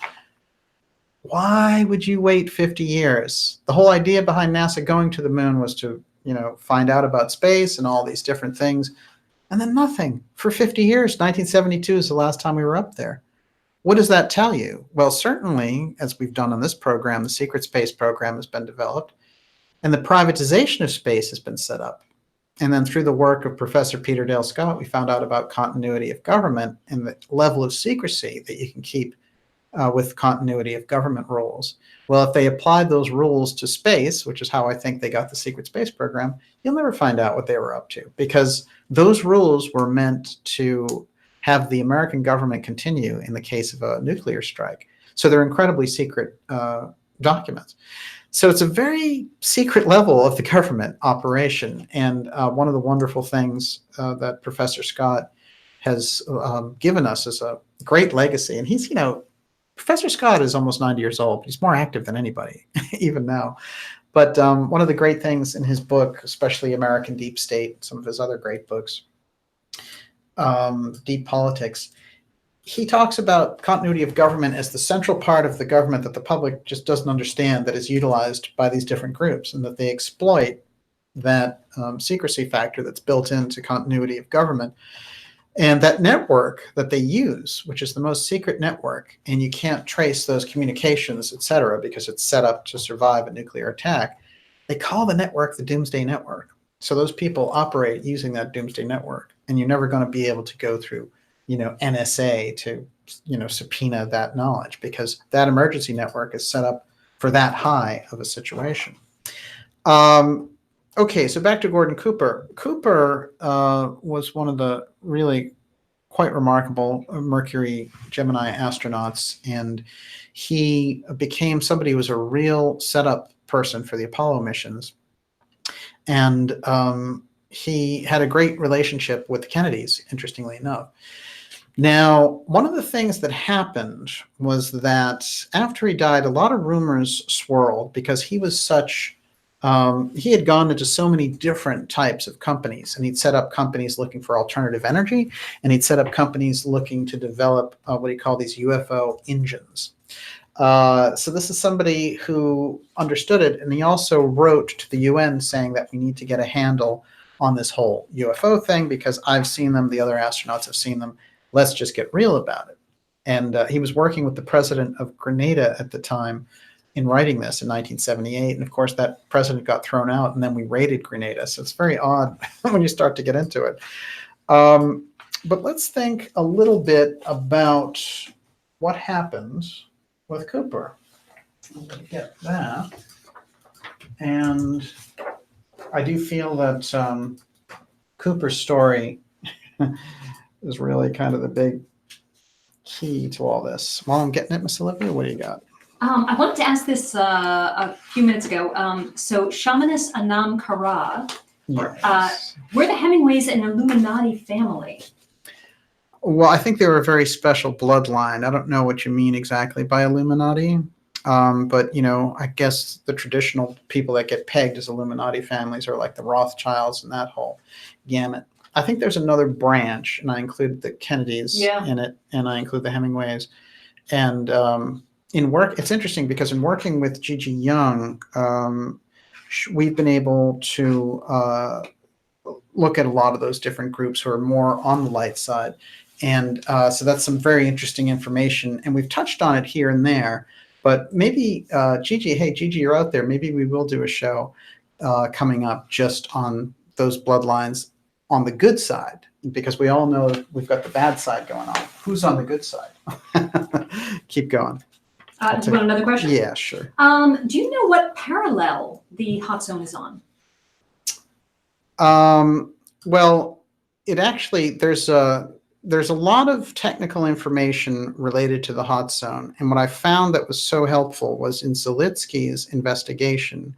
If you go and you pursue the things that she was looking into, you get a real handle on all those different kind of technical compass aspects that would really, if you're really looking for that level of information, she, as the oceanography expert, has it very well detailed. And so if you go into the initial reports from the New York Times, from the Washington Post, who actually carried the story when she came out with it, if you find Paulina Zelitsky's work, you'll get a lot of information about exactly where those coordinates are.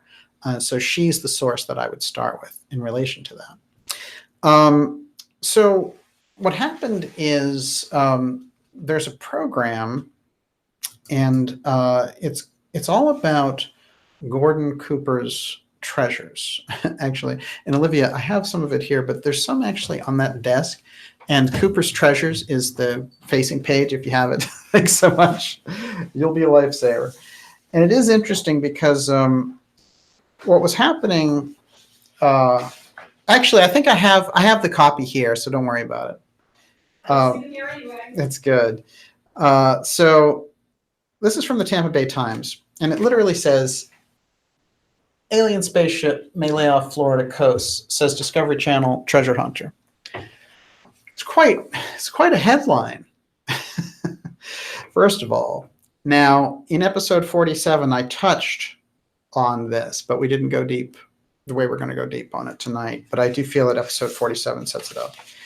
So the show is Cooper's Treasures, and it's all about this treasure hunter who finds sunken wrecks.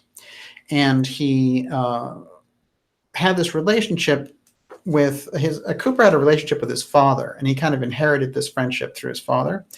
And actually, his father and Cooper met on the Merv Griffin show. You know, another classic Merv Griffin show, right up there with the Ramp episode. But interestingly enough, there is no better TV. What happened was, after Cooper died, it was well known that Cooper had these kind of secret logs about some of the flights that he had done in space, looking down. And he, during the Kennedy administration, had been given these special orders to go up there and look down at the hot zone. Now, a lot of people said he is looking for nuclear activity underwater, but I think that's just the cover story. I literally think that they were looking for these ruins underwater. And as a result of that, a lot of rumors spread out about what Cooper was doing. Now, I'm not so much saying that, the treasure hunter in Cooper's Treasures, I don't know him or what he's doing in relation to Cooper's material. I'm not saying that everything that he says about Cooper is true, but I do find aspects of it very fascinating. And I think that there's a lot to get into on this. Let's take a quick look at this. Now, the Discovery Channel, its latest series is Cooper's Treasure. There is indeed a treasure map in possession of a veteran treasure hunter. What makes this map unique, according to the program promos, is that it came from outer space. Supposedly, Mercury astronaut Gordon Cooper made the map based on observations during his MA-9 orbital flight in May 1963, when Kennedy was still president. Near the end of his life, he shared the map and the research he's been doing with a friend, Daryl Miklos, and that's the guy who I said his father met Cooper, who vowed to complete Cooper's search for shipwrecks full of gold. Now, here's an interesting thing. Cooper and the shipwrecks, looking at them from space. That's one thing that he could have been up there doing and memorizing. He had an incredible memory. So when he was looking down at these things, he was tabulating the coordinates, etc., and taking all that in. So that's an interesting aspect to it. However, I think there's another aspect going on here, which is the mission that he was sent up for, I believe, didn't involve nuclear bases. I believe it involved looking at these ancient structures. And Cooper, who was very, very curious about the UFO file, who had seen UFOs, who had gone on the record saying it was a very important topic to get out there, who had written letters to the UN about it. I believe that this is the kind of curious person who wanted to be in the know about these things. So when he remembered these coordinates, a lot of people think he was treasure hunting for Spanish galleons and all the rest of it. I think we have to go deeper and say, since it was right over the hot zone, with all the activity we know about the hot zone, with all the things relating to the Hemingways, and with all the information we have from the Cayce readings and all the geopolitical intrigue in relation to the hot zone, that we have to now look at all of this information through different eyes. However, Daryl Miklos' story is very, very interesting. Specifically, reports Miklos, Cooper told him he found the potential treasure spots using a secret military sensor that had been installed in the spacecraft originally to hunt for Soviet nuclear missile bases hidden in the area of Cuba, where a major international crisis involving such missiles had occurred only a few months before the flight. Of course, the Cuban Missile Crisis is October 62 and the flight is May 63. So there's about 8 months between those two. Quote, they were utilizing some kind of long-range detection equipment to look for nuclear threats, Miklos told Fox News. And this gets really wild. With that, his acute vision and possible camera, he started identifying things that looked like shipwreck material. Okay, I'm going to have us replace shipwreck material with ancient ruins, and I think then we're going to get a better idea of what is actually going on. But anyway, the quote is, he started identifying things that looked like shipwreck material. Once he had written all the coordinates down, he went back to Earth and put together this incredible treasure map from space on a sea chart. Now, him putting together a map of coordinates from staring at the hot zone, doing these secret missions, I think is true. What he was looking for, I think we need to look deeper than just shipwrecks. And so the article says, the secret sensor may be the real MacGuffin of the tale, especially the quest by Miklos to prove that it was real, and hence that Cooper's story was accurate. This object is the absolute key to the entire scenario. Without it, everything else collapses. So they go in and they try to say, did they have these sensors on them? And there's a lot of tussle going on. However, that's just about, Cooper's Treasures is all about him searching for Spanish galleons. So in the Tampa article, though, it says alien spaceship may lay off Florida coast, says Discovery Channel. So based on the same researcher. So now what is he talking about there? Well, he said in the map that Cooper had given him, there was an anomaly down there. And he went down there and he thinks that it's basically a downed craft. Well, that would also explain a lot of the intrigue in relation to what we're seeing down there. Now, Cooper's Treasures, we're not going to see the alien aspects in the show brought up. It's all about him finding this treasure. And is that Christopher Columbus's anchor and that kind of stuff, using Cooper's map? But if Cooper was up there And here we are in the 50th anniversary of the moon landing. And he's up there looking down from space at the hot zone. You get a really good snapshot of what's going on down there. So if he was keeping these coordinates, and if he was tracking these things, and if the map is real, then what he was seeing in terms of ruins is probably what's on that map. In my opinion, does this guy even have the map, or is this a way to get the map to bring the story out? There's a lot of very unusual things about it, and of course, it's a TV show, so there's leaps of faith associated with any of that information.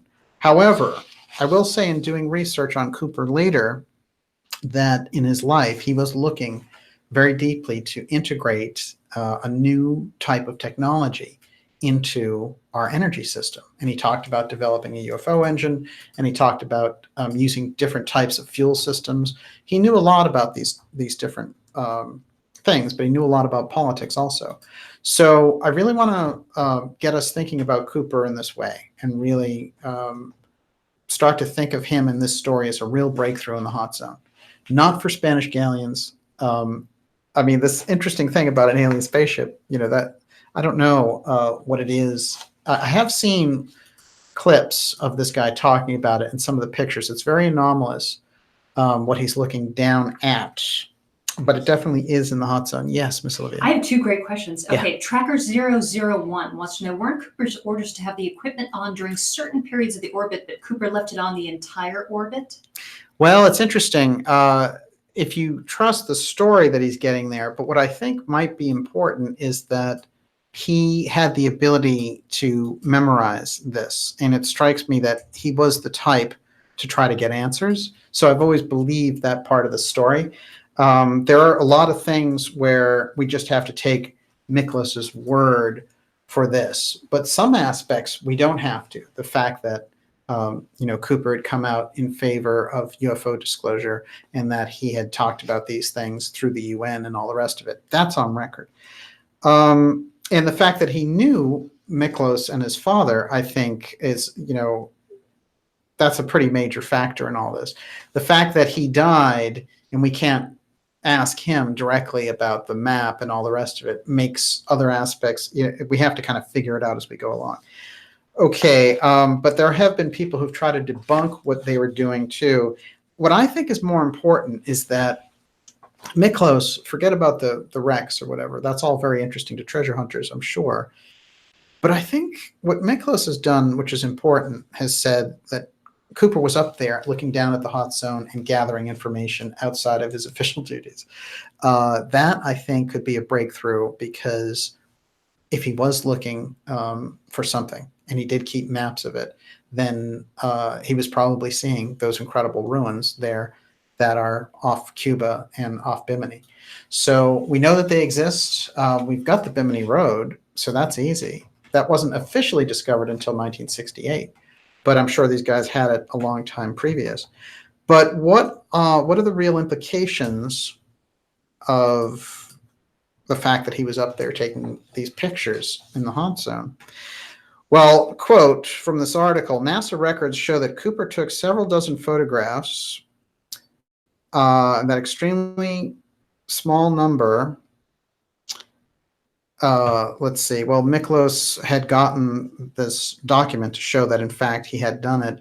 And Miklos is obviously saying, well, he was taking pictures up there all the time. And these other people are saying, well, he just took a small number of pictures. And so there's a little bit of a back and forth there. I think what's relevant for our purposes is that Cooper was up there on a secret mission during the Kennedy administration, looking at the hot zone with this special equipment, and either taking pictures or memorizing it, one of the two. I think for treasure hunters, it's great to think about Spanish galleons, but I know when we're talking about NASA people and astronauts and people who have major political connections like the Kennedys, they know a lot. So my guess is that he was looking for something totally different than Spanish galleons, but it's a fascinating story. The strange thing about the alien spacecraft underwater that Miklos said he found using Cooper's map is also kind of hanging out there in midair. And we also need more answers around what that is and what that could be. Where did that, okay, so it's a crashed UFO saucer? That's what Miklos is describing it as. When did it supposedly crash? Well, they don't know. They don't know. It's just that on the map that he has from Cooper, there was something on that map that said along those connected dots, you're going to find something here. So why do they think it's crashed, not necessarily docked down under? Oh no, it's got what? fauna and stuff on it. Okay. It's just a Mhm. large mass with all the stuff overgrown on it, Okay. as if it was maybe a saucer that crashed in the 60s and it's been under there for 50 years. Okay. Yeah, I know. Everyone, you're watching the Dark Journalist Show. Wow, it's getting pretty deep on astronaut Gordon Cooper and this very unusual story from a treasure hunter about a map that he kept. And they actually made a show about this map, but not in relation to the interesting UFO file aspect or the Atlantis aspect, but just in terms of like Spanish galleons and if Columbus had, dropped one of his boats on the way down there. But that is the series. If everyone, there's some people out there, I know someone emailed me about it, but the show is called Cooper's Treasures. And I do think it's interesting, especially when we talk about the aspects that we're looking at. And if we look at it through a hot zone angle, it becomes a whole lot more interesting. I'll put it to you that way. All right, I might revisit a little bit more of that, but let's keep rolling along here. By the way, everyone, as we were just discussing, go to darkjournalist.com, sign up for the Dark Journalist newsletter. That's the best way.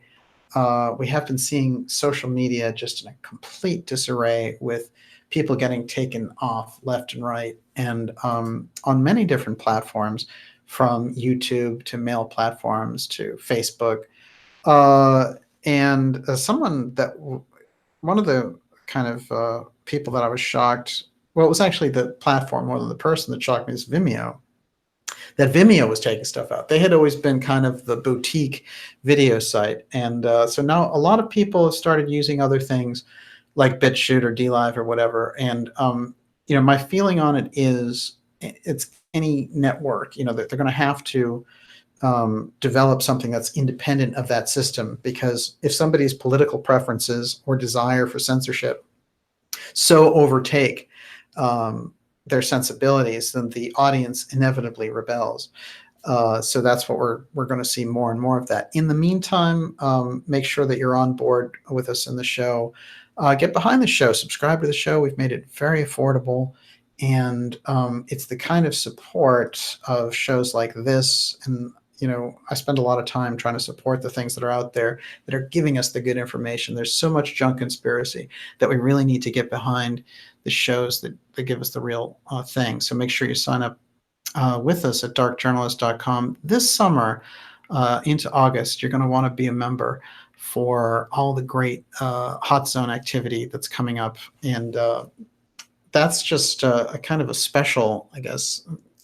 This year has already been special in a number of ways, from our Graham Hancock event to some of the things that we have coming up in the fall and some of the really exclusive interviews. So keep that all in mind, and make sure that we're online with each other. Yes, Miss Olivia. Richard Warrener wanted to know if Cooper saw Area 51 and took some pictures of it. Is there a rumor going around about that? Oh, I'm sure Cooper knew about Area 51. Here's a few things to keep in mind. NASA, theoretically, was not a military institution. So when the Kennedys send up capsules to spy on things for military purposes, it's a clandestine operation. So the space aspects around, Cape Canaveral, and it's all there in Florida. So what we know about Cooper looking down at the hot zone is that his duty was to study that area, because the cover story was that it's Cuba and we need to watch for nuclear bases. Well, nuclear bases underwater, it seemed like kind of a stretch given the kind of presence that we had there. So there were nuclear submarines and there were incidents with them that were coming in from the Soviet Union to Cuba that we turned back during the Cuban Missile Crisis. But the idea that you're going to be sitting up there and using someone like Gordon Cooper to just kind of, collect information on a potential nuclear threat underwater, it doesn't wash for me. No, I think he was up there doing surveillance. I think that if you were looking for the type of information like nuclear information, you'd have a specialist involved in that. I think with Cooper, you would be able to, because of his space expertise, be able to draw attention to coordinates in the ocean if you were looking for something. In my opinion, his job up there was to look for these ruins in the hot zone. It makes the most sense. They would need that, just like a satellite can take great pictures now of things that are underwater. They needed this detail, I believe. Military detail, they had tons of it. And so this idea that Cooper was backing them up for the Cuban Missile Crisis, I don't buy that. But you never know in relation to what they were using NASA for. But technically, it was a civilian agency. Yes. Don Forbes, any possibility JFK and Castro sharing UFO info? Well, it's interesting because JFK wanted to share the info with Khrushchev. We know that. That's on record. And he directed the Central Intelligence Agency to gather up the high threat cases so that they could share them. And he was going to do a joint moon mission with the Soviets, which was anathema to the Central Intelligence Agency, who just wanted a war footing. And remember, a lot of the CIA people had come in, had been set up during Operation Paperclip. So General Galen and those types, who were some of the early foundation of the Central Intelligence Agency, they had just fought a war where they had lost millions of Germans to the Soviet Union. So, they weren't going to be their favorite guys. Okay, so now we understand, I think, the complexities around the geopolitical aspect, the kind of more metaphysical aspect with Cayce telling us these things are rising, and these informed people who are trying to buy lots and do different things to be ready for this situation when it happens. Then we have unusual characters in the hot zone, like the Hemingways and like McAfee now, and a lot of these very unusual tensions and these things going back and forth, including driving all of those diplomats out with these sound weapons. It's quite a unique situation when you think about it. Think about some other place on Earth that has all those things happening. It's hard. It's really, you have to dig through it. Yeah, actually, I promised another shot of those ruins, didn't I? That is another shot of Zelitsky's ruins off the westernmost tip of Cuba. And she said that with the submersible, when they got close up, they had hieroglyphs on them. But what's interesting about this is that it wasn't some isolated spot. She said the layout looked like the vista of a city. So they had it spread out completely the way you'd be over a city like Los Angeles and looking at all the various buildings. So this stuff was spread out all over the seafloor. She also talked about how the sand was white down there, which I found very interesting. I want to take a real interesting little detour for a moment into some information about the Bermuda Triangle and how it came to light, and some very interesting steganography involved. So this is how the Bermuda Triangle got on the board. This is an article from 1952, and it's called Sea Mystery at Our Back Door. And it's by George X. Sand. Now, this is a very interesting pseudonym to use because this person, I've done a lot of searches for his material, and he basically drops off the face of the earth after this article. George Sand, of course, is the famous pseudonym in the 19th century. It's a female writer. The author? Yes. Mm-hmm. And to put an X in there, I found quite interesting. I think it might indicate that this is a woman who's writing it, quite possibly. But so he goes on to talk about all the different disappearances and the unusual things about them. And one of the things that he notes over and over again is that in the radio communication, they go ahead and radio back that the water has turned white. That's quite interesting to me, considering the kind of color of the water over there. So we got this through George X. Sand. Later on, the term would be brought out, Bermuda Triangle. He's already talking about a triangle in here. And they finally kind of delineate the pattern. And it was because during World War II and after there, these entire squadrons would disappear, the ships would disappear, and then they wouldn't find the ships. or they would find the ships with all the people missing. And they didn't find a lot of these wrecks. So there was this reverse thing that was happening, and there were people who would go on the record saying that they were going into these kind of revolving clouds. Now, as a result of that, they would lose time. The people who survived, that is, most of them didn't. So they would just disappear. We don't know what happened to them, actually. But we assume that they're dead or something strange has happened. We've seen stories about people in relation to the hot zone. Somebody who was working at AUTEC, for example, claimed that on his radar, a landmass appeared. And he was very, his background checked out and his story checked out. And they have to deal with what are called USOs, which are these unidentified objects that are under the water. They rise out, they fly away. So they're just like a UFO, except they're coming directly out of this underwater base. But with this AUTEC whistleblower, what he was seeing was a landmass. Now, I think this is very interesting because of the very anomalous stories we have that go all the way back to Atlantis. And that gets us into this apotheum effect.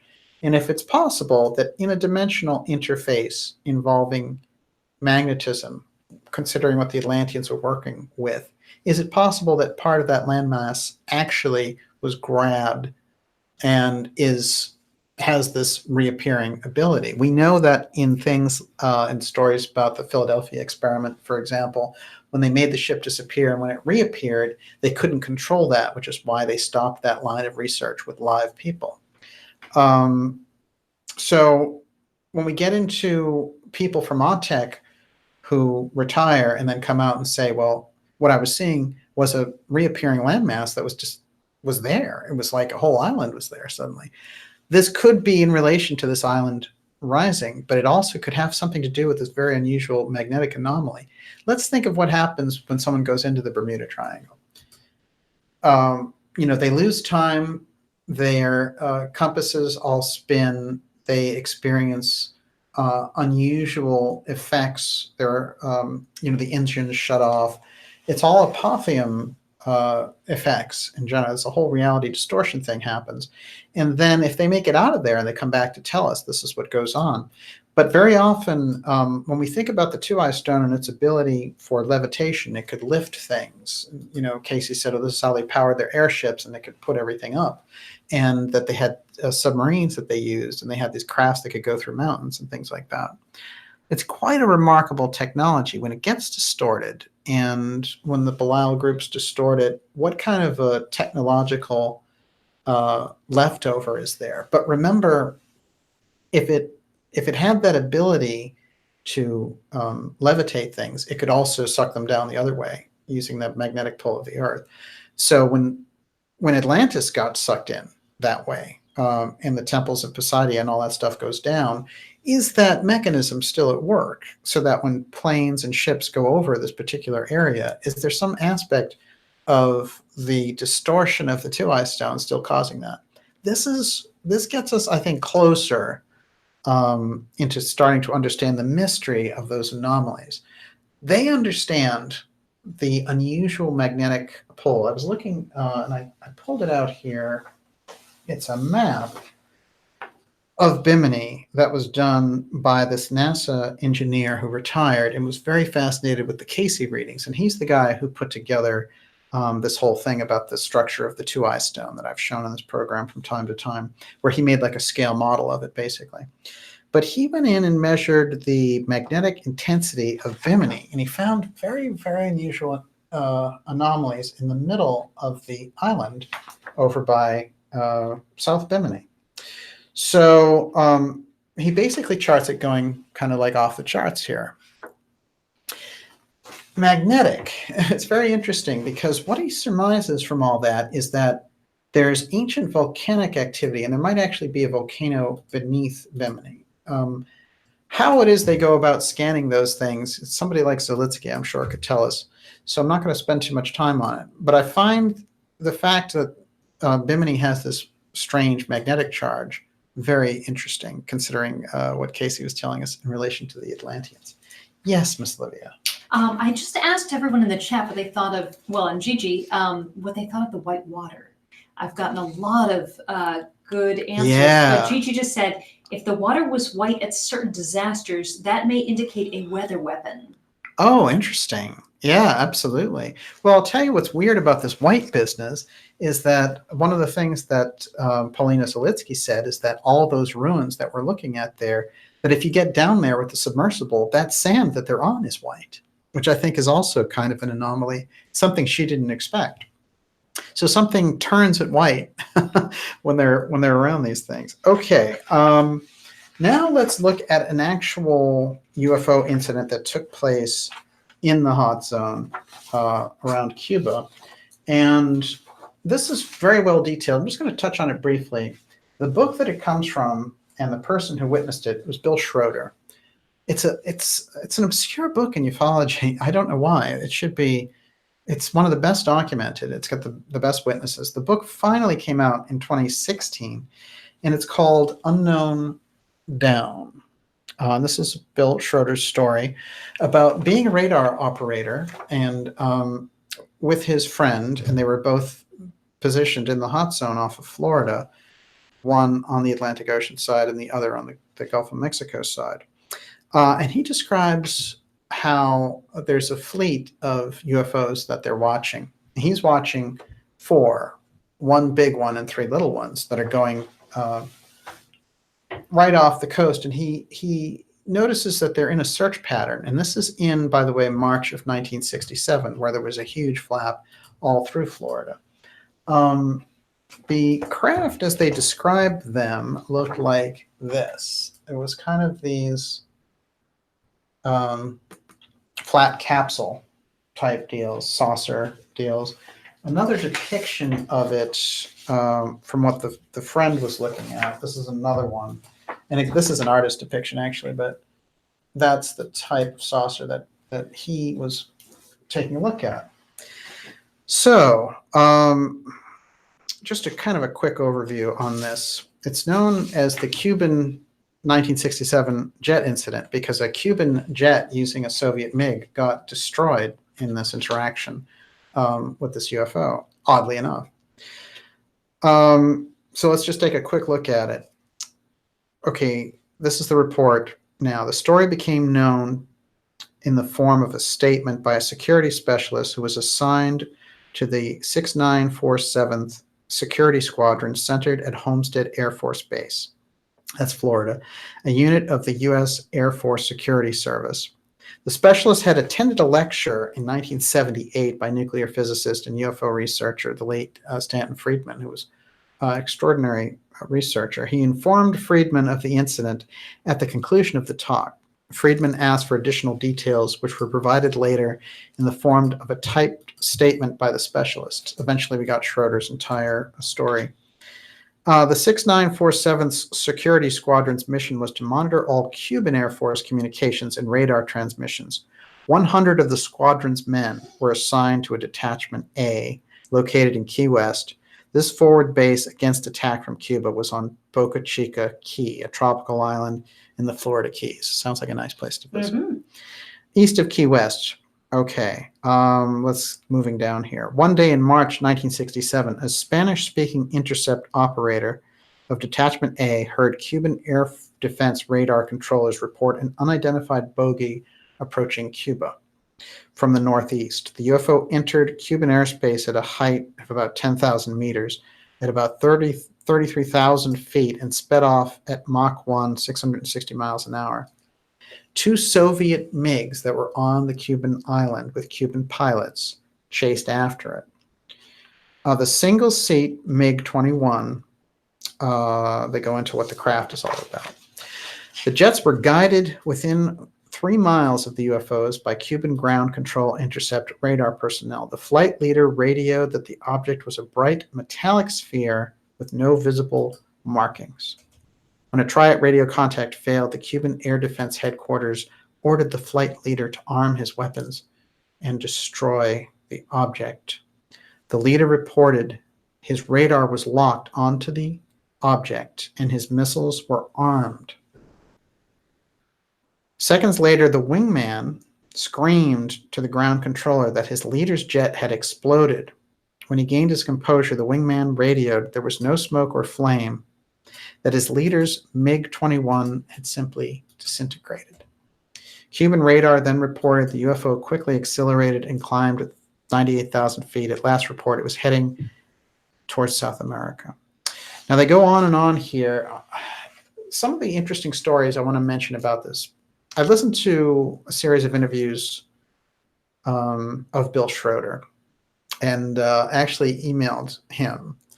But this is much I can tell you, is that he was operating the radar, and he and his friend are watching these crafts do this like search pattern, and they're like, what are those?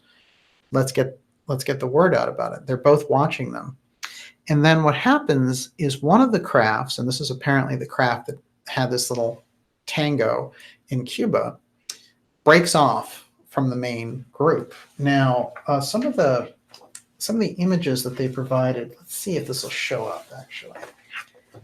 Might give us a little bit of a better idea. But I'm going to kind of give you the idea of what happens. So it actually goes right over his radar station, and it shuts everything down as it goes. And then it heads off to Cuba, and it has this strange encounter with the Cuban MiG, and the Cuban MiG attempts to shoot it down and instead is disintegrated.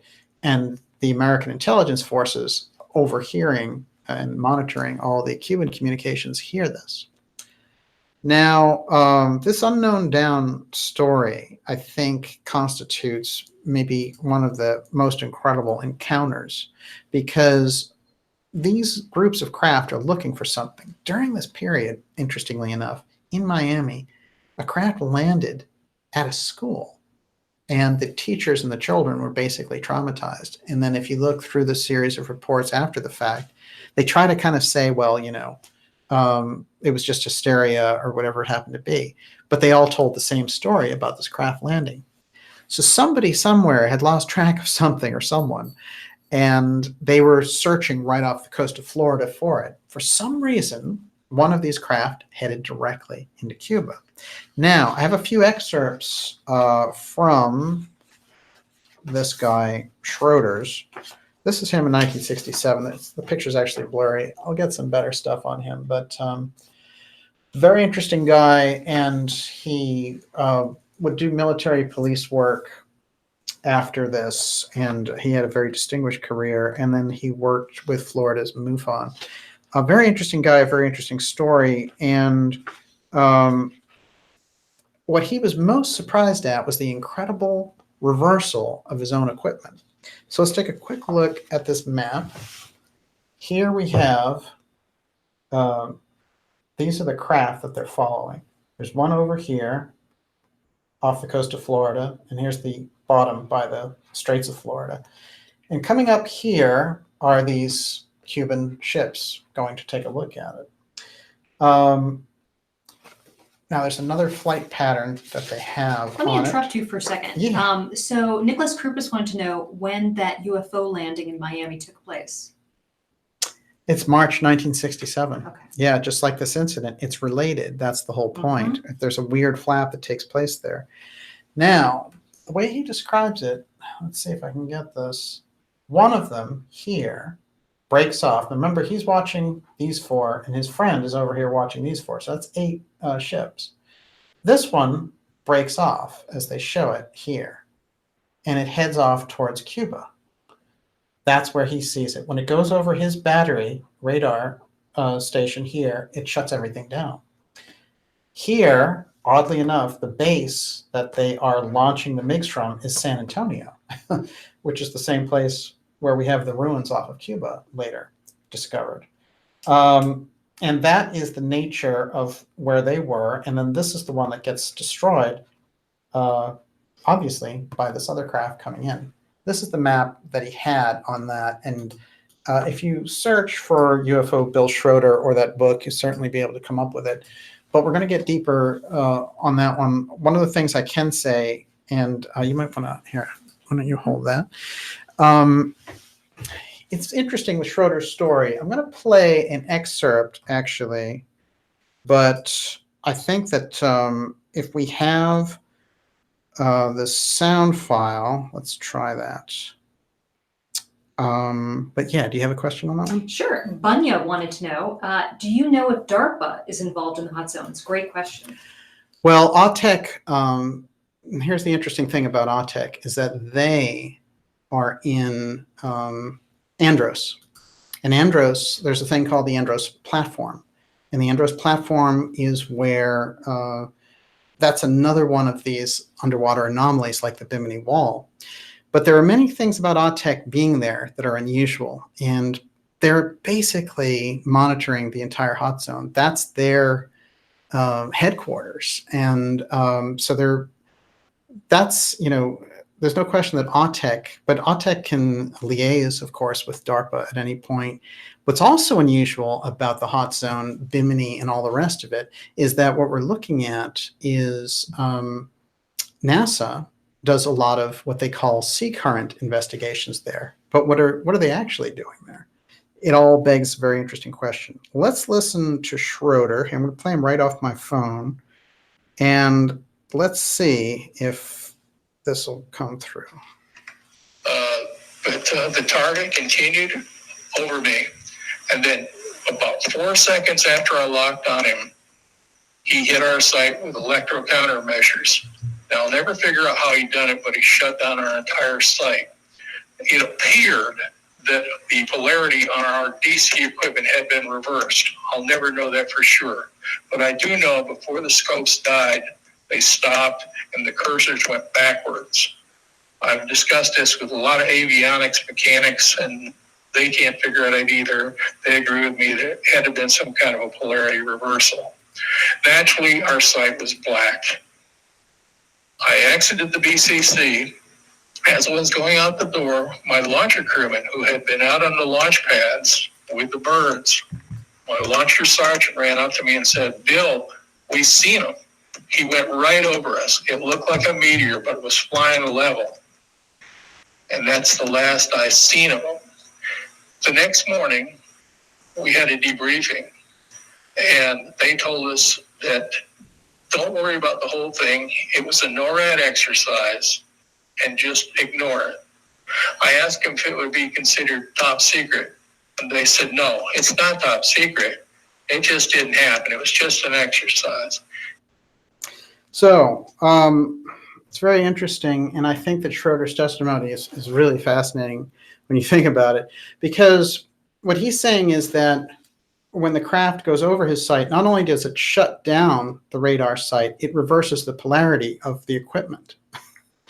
Now, when we talk about apotheum effects, and when we talk about things that happen in the Bermuda Triangle, etc., we're getting this sense, again, that UFO activity relates very much to this apotheum activity we have that dates back to the Atlantean times when they talk about, basically this reality distortion physics taking place. And the mystery schools adopt the X as a way of maintaining and holding the knowledge about this and this incident. Now, when you speed it up and you have people in more modern times encountering this exact same thing, why is it and how is it that it reverses the polarity on the equipment that we have? And is that somehow what those craft are doing there in the first place? Because apparently this is something that the Two-Eyes Stone was capable of doing, because we still have that effect happening when those ships fly over this area where, according to Cayce, the Atlanteans were. So it's quite an interesting anomaly if you can put all these pieces together and you say, we sent Cooper up there on the secret mission to observe the hot zone. We have these stories about Hemingway spending all this time looking for things underwater in this vault that he had collected, and how they risked a national security incident to get that vault out of Cuba. Quite remarkable when you think about it. And then if we go deeper into the pressure on the Hemingway family in relation to this, we start to understand that he was involved. Ernest Hemingway was so closely involved with this. And then when we find out that his mother, Grace, was close with the Cayces and getting readings on Ernest, then we start to think about Cayce's readings and how important they actually were between 1926 and 1945 5 talking about Bimini, because 26 is the first time he mentioned it. We start to kind of put these pieces together, and then we have the kind of anomalies that are discussed in relation to the land rising, and that these people that are in the know picking out lots in the Atlantic Ocean for when it rises because it'll be sovereign territory. And then we have this incredible wave of UFO sightings and UFO aspects going on in the hot zone. One of which, oh, by the way, the report, the official Air Force report on that incident, when you go through those records, see if I can point this out, but yes, it's got the X steganography letting the people on the inside know this is an X case. Those things are important because it's hard for us on the outside to track those things. And, you know, when we get indications that, you know, there are groups like the CIA is coming forward to give you UFO disclosure or things like that, you know, we're in the worst possible situation. But we still can get the information without relying on agencies like that, which are proven to be liars for decades. Now, one thing I want to point out, which is this is a book by Hillary Hemingway, who was Les Hemingway's daughter and the niece of Ernest Hemingway. This book is all about alien abduction in the hot zone. And in fact, there's a character in here named Colonel Andros, which is the name of where the Autec Island is. That's pretty good creative license. Yes, what do you got? I just love that. Isn't that something? It's amazing when we get into the thick of it, because we start to really get a feeling for Hillary Hemingway and the family's knowledge. And when you think of Les Hemingway and the kind of idealism that he had around it, founding the New Atlantis, we get a whole different picture of what these people and these families are about. Of course, there's a craft there. This is called Dream Child. Very interesting novel. And of course, she writes with her husband now, is Jeffrey Lindsay, and his famous program is Dexter, or was Dexter. I don't even know if that's still around. But he's one of the main writers for that show. So yeah, very, very interesting material indeed. And what I found out is that they did 8 years of study on people who had encounters, alien encounters, she and her husband, and that the Defense Department wanted the results of their studies. Just called them up. Did they get them? I don't know, but I know that it's on record that they asked them for that information. So whether, yeah, they probably did get it, because remember the Hemingways, even the older, you know, the Jack, who was the father of Marielle and Margot, he was a CIA agent. So the family has those deep roots into that. Interestingly enough, you know, we know Ernest was himself involved in kind of intelligence activity. So yeah, it's quite remarkable. And I think we start to get a picture there that this family knows. Now, in Cuba recently, we've seen incredible fireballs happening. And these are meteors. And suddenly the place is like, you know, getting hit with meteors left and right, as is Venezuela. These are some pictures of when those meteors hit and cause fires. You know, a lot of them break up before they even get there, and they shouldn't get to this level, but it does happen. But we're seeing an awful lot of strange activity in relation to these places. So I think the hot zone's really on fire, and I think that's the message here, that we're starting to get a feel for that. And with that, Miss Olivia, I turn it over to your very capable hands. All right. So Nicholas Krupis wanted to know, do you know if the destroyed Cuban MiG was recovered? Kind of no way to know, right? Because it's all the reports are that it was disintegrated. And when it's interesting because Schroeder, who has that deep history of being in the military, he's like, oh, you know, when they reversed all the stuff at my radar station, I could go out there on the deck and be like, oh my God, and talk with 35 other Marines and say, that thing just reversed all our equipment. But if you're in your plane and you lock onto them and they consider you a target, if they reverse your stuff and you're just your plane and you're out there, then you don't have any ability to compensate for it. What can you do? You're done. So it's like if they take out your engine when you're in flight. So there's no question that this is a very serious incident, and it's not really. I don't think that I'm glad that the story's out there, but I think it's one of those stories that should be more front and center because the details and the evidence on it is so great. But it also, the fact that it takes place within the hot zone, I think is very crucial. Yes, Ms. Levine. David Tarmina said, wouldn't it be a good guess that those ancient stone megaliths were magnetized? Absolutely. Absolutely. There's no question about it. In fact, Cayce describes how the stones were magnetized. And when he talks about the firestones, it's interesting because the firestones appear to be a portable later generation of the two-eye stone, which is very interesting in itself. But he talks about the stones which were magnetized.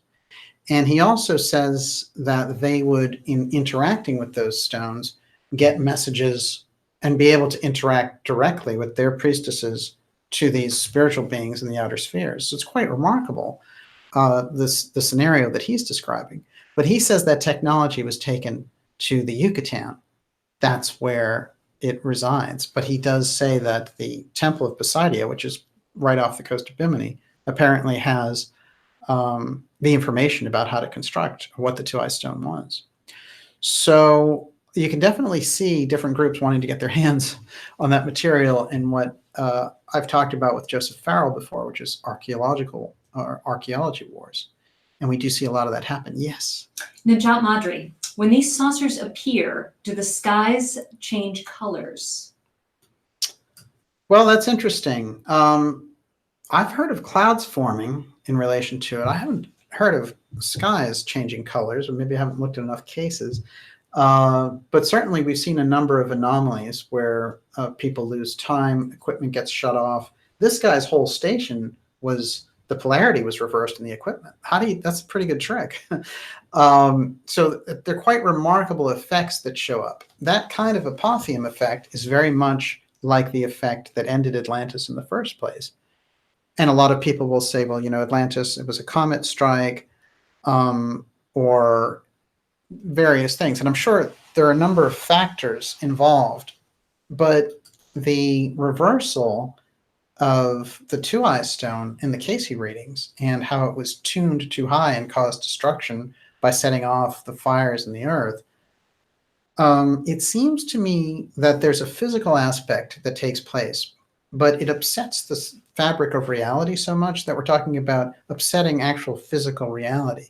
So, there's a physical aspect and there's the physics that govern that. But when you introduce this other factor, that is, if you use, using Cayce's cosmology here, if you use the two-eye stone, which was an interface with the gods, basically, and you then turn that into kind of a laser weapon, the distortion that takes place is something that these mystery traditions remembered. And it was always like, let's keep that out of the hands of mankind because humanity can't handle that kind of power. And it's remembered as the days when men were as gods. So, and even Cayce in his readings say the Atlanteans attained the highest spiritual and physical development as had been seen on the earth. And when he's talking about them in the 20s. So we're starting to get a feel there, I think. This idea that the crafts, they're kind of like, they carry the apotheum with them, and we see, if you really go into those abduction stories, you have people walking through walls, you have, they lose time, sometimes they see deceased relatives and things like that. It's a very reality distortion. It's almost like you see all the levels of reality all at once, all the different dimensions. So there is this aspect to it, but on the most basic level, a UFO report, it comes in, we see it, and it shuts off. All these engines say, well, all of our engines were shut off. The power lines went down, and then where it landed, nothing grows, so there's all these unusual effects in relation to it, giving us some idea that there's, and I think that other people have discussed that there are spiritual aspects to it as well, or let's say more metaphysical aspects to it. Yes. Ray Story, were the pyramids ziggurats or other shapes in Cuban waters? Where's that picture? Yeah, well, It is, in fact. No, there are pyramids and their structures. And remember, it's a whole city vista, the way she describes it. So it's like looking out over a metropolitan area. And I think this is what is so exciting about Zelitsky's work, because she's very matter of fact about it. And by the way, she doesn't think that it's Atlantis, which I think is very interesting. She's like, well, it's obviously some culture that's like the Mayans, but I don't know what you'd call it. Interestingly enough, if you look at Egerton Sykes' work talking about Bimini as Murius, that may have been the last piece of Atlantis that was left. And it's that mountain range that she tracked between Cuba and the Yucatan Peninsula. And she found a mountain range down there. So if that was a mountain range, that may have been the last area. But remember, what was Murius famous for? Healing. The healing crystal temples that they had. So this is the legends that go through the Celts, which is if somebody was dying or whatever, they try to get them over to Murius to get healed in these crystal temples. And then by the time you get to Ponce he's looking for the Fountain of Youth, and he is instructed to go find it at Bimini. And the Hemingways find the healing well, which is also very interesting because people go in there and then their arthritis is cured and all the rest of it. So there's something remarkable, I would say. It lends itself toward magic when you're getting into that story of Murius in relation to Bimini. And whenever you look at maps of Bimini, it's fascinating because, let's see if I have one here. Yeah, I mean, really, it is, that is tiny. I mean, it's literally a sliver. These other places, Andros is huge by comparison. Bimini is just this little piece of it, but that's the last kind of above ground piece of Poseidia, according to Cayce. And that's where the temple will rise first. There's a reason why Cayce would do that. And it's, that kind of information gets let out through these mystery schools and mystery traditions because there's a reason for it. And in this case, I think it was to instruct us that, we're going to, in our era, see these land masses rise and these ruins are going to be associated with it. So it's the mystery schools saying this is what they are, basically don't let anyone tell you what they are. You're going to discover this is the Atlantean heritage there. Okay, this is a really intriguing question, and it is not a troll question, okay? Cameron Freeman, DJ, as a serious anthroposophist, why should I care about the UFO phenomenon? Not saying I shouldn't, I just find myself uninterested in the subject and would like to hear your take. Well, I do think that there's, the UFO file is important because the UFO file represents the X technology. So that's where it resides. So it represents humanity's ability to latch on to this tradition of almost like a spiritual technology. 1. 2, the idea of off-world civilizations is something that humanity needs to mature to, that we have reached a certain point because we had that information before. They understood those visitors before, star visitors, and how many Indian tribes and how many Amazon tribes have told us about star visitors. So obviously they understand that aspect.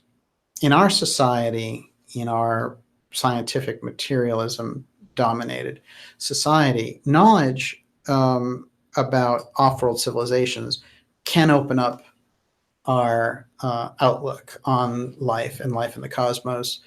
And I do think it's very dramatic. I think the danger is when things are projected onto off-world civilizations. It's funny, as I said that, my camera's going crazy. But there is this kind of projection, I think, that takes place. So I agree that that's not healthy. And it is this projection that they're going to save us or they can get us out of this. Or that on the other side, we have this Christian thing that's pushed, which is that all aliens are demons or something like that. It seems to me that's all out of whack, really. What they should be ultimately are other civilizations that are peers and probably had a role in our own history. And also, I think the other thing that I would point out in relation to them is that, we've learned just a little tiny bit about what that is. So if you're interested in anthroposophy and Steiner's spiritual science work, then you're interested in the nature of reality. So yeah, I would think the two would go together. Yes, Miss Olivia. Okay, Kon-Tiki Man. Oh wait, that is that pyramid that you wanted to see. They are very interesting buildings. These are obvious pyramids here. These are temple structures. They may have tumbled over, but I think we get a pretty good idea from looking at that. What Zelitsky found is definitely, they look like Atlantean ruins. Definitely man-made, that's for sure. Yes. Okay, Kon-Tiki Man. Isn't the UFO relevant not only for off-world civilizations, but entities along the extended Kardashev scale? Yeah, I think that we get a whole education there when we're talking about off-world civilizations, the UFO factor. You know, when you see a craft, we have all these stories that we've inherited from our ancestors, right? And in the modern era, since the 40s, but you know, they've been going back a lot further than that. So it's a very important aspect that's coming in for us to take note of. The fact that suddenly there's a wave and we become aware of it when they really weren't thinking of it so much, let's say in the 1700s, so that there are very interesting cases. This is the period of time where I think we've come up to a knowledge point where we're going to, it's a very strange transformation for humanity to be able to admit to this. And I think when they talk about we've been prepared for this through different shows and things like that, I think it's inevitable. And I also think attributing just physical qualities to it and thinking of it just as a nuts and bolts kind of civilization is a big mistake, which is why all the, you know, junk about Tic Tac UFO and all this kind of stuff and the way it's been manipulated, they just want you to think of this kind of enemy alien thing so they can kind of build up a new defense budget against that and have all this power while they actually research the real deal. So it's very important, I think, how we think of it. Yes. Do you have a reference for the bus UFO? You know, I don't have that one with me, but it definitely is something that took place in the Bahamas. And it was 1985, and it was seen by a tour group.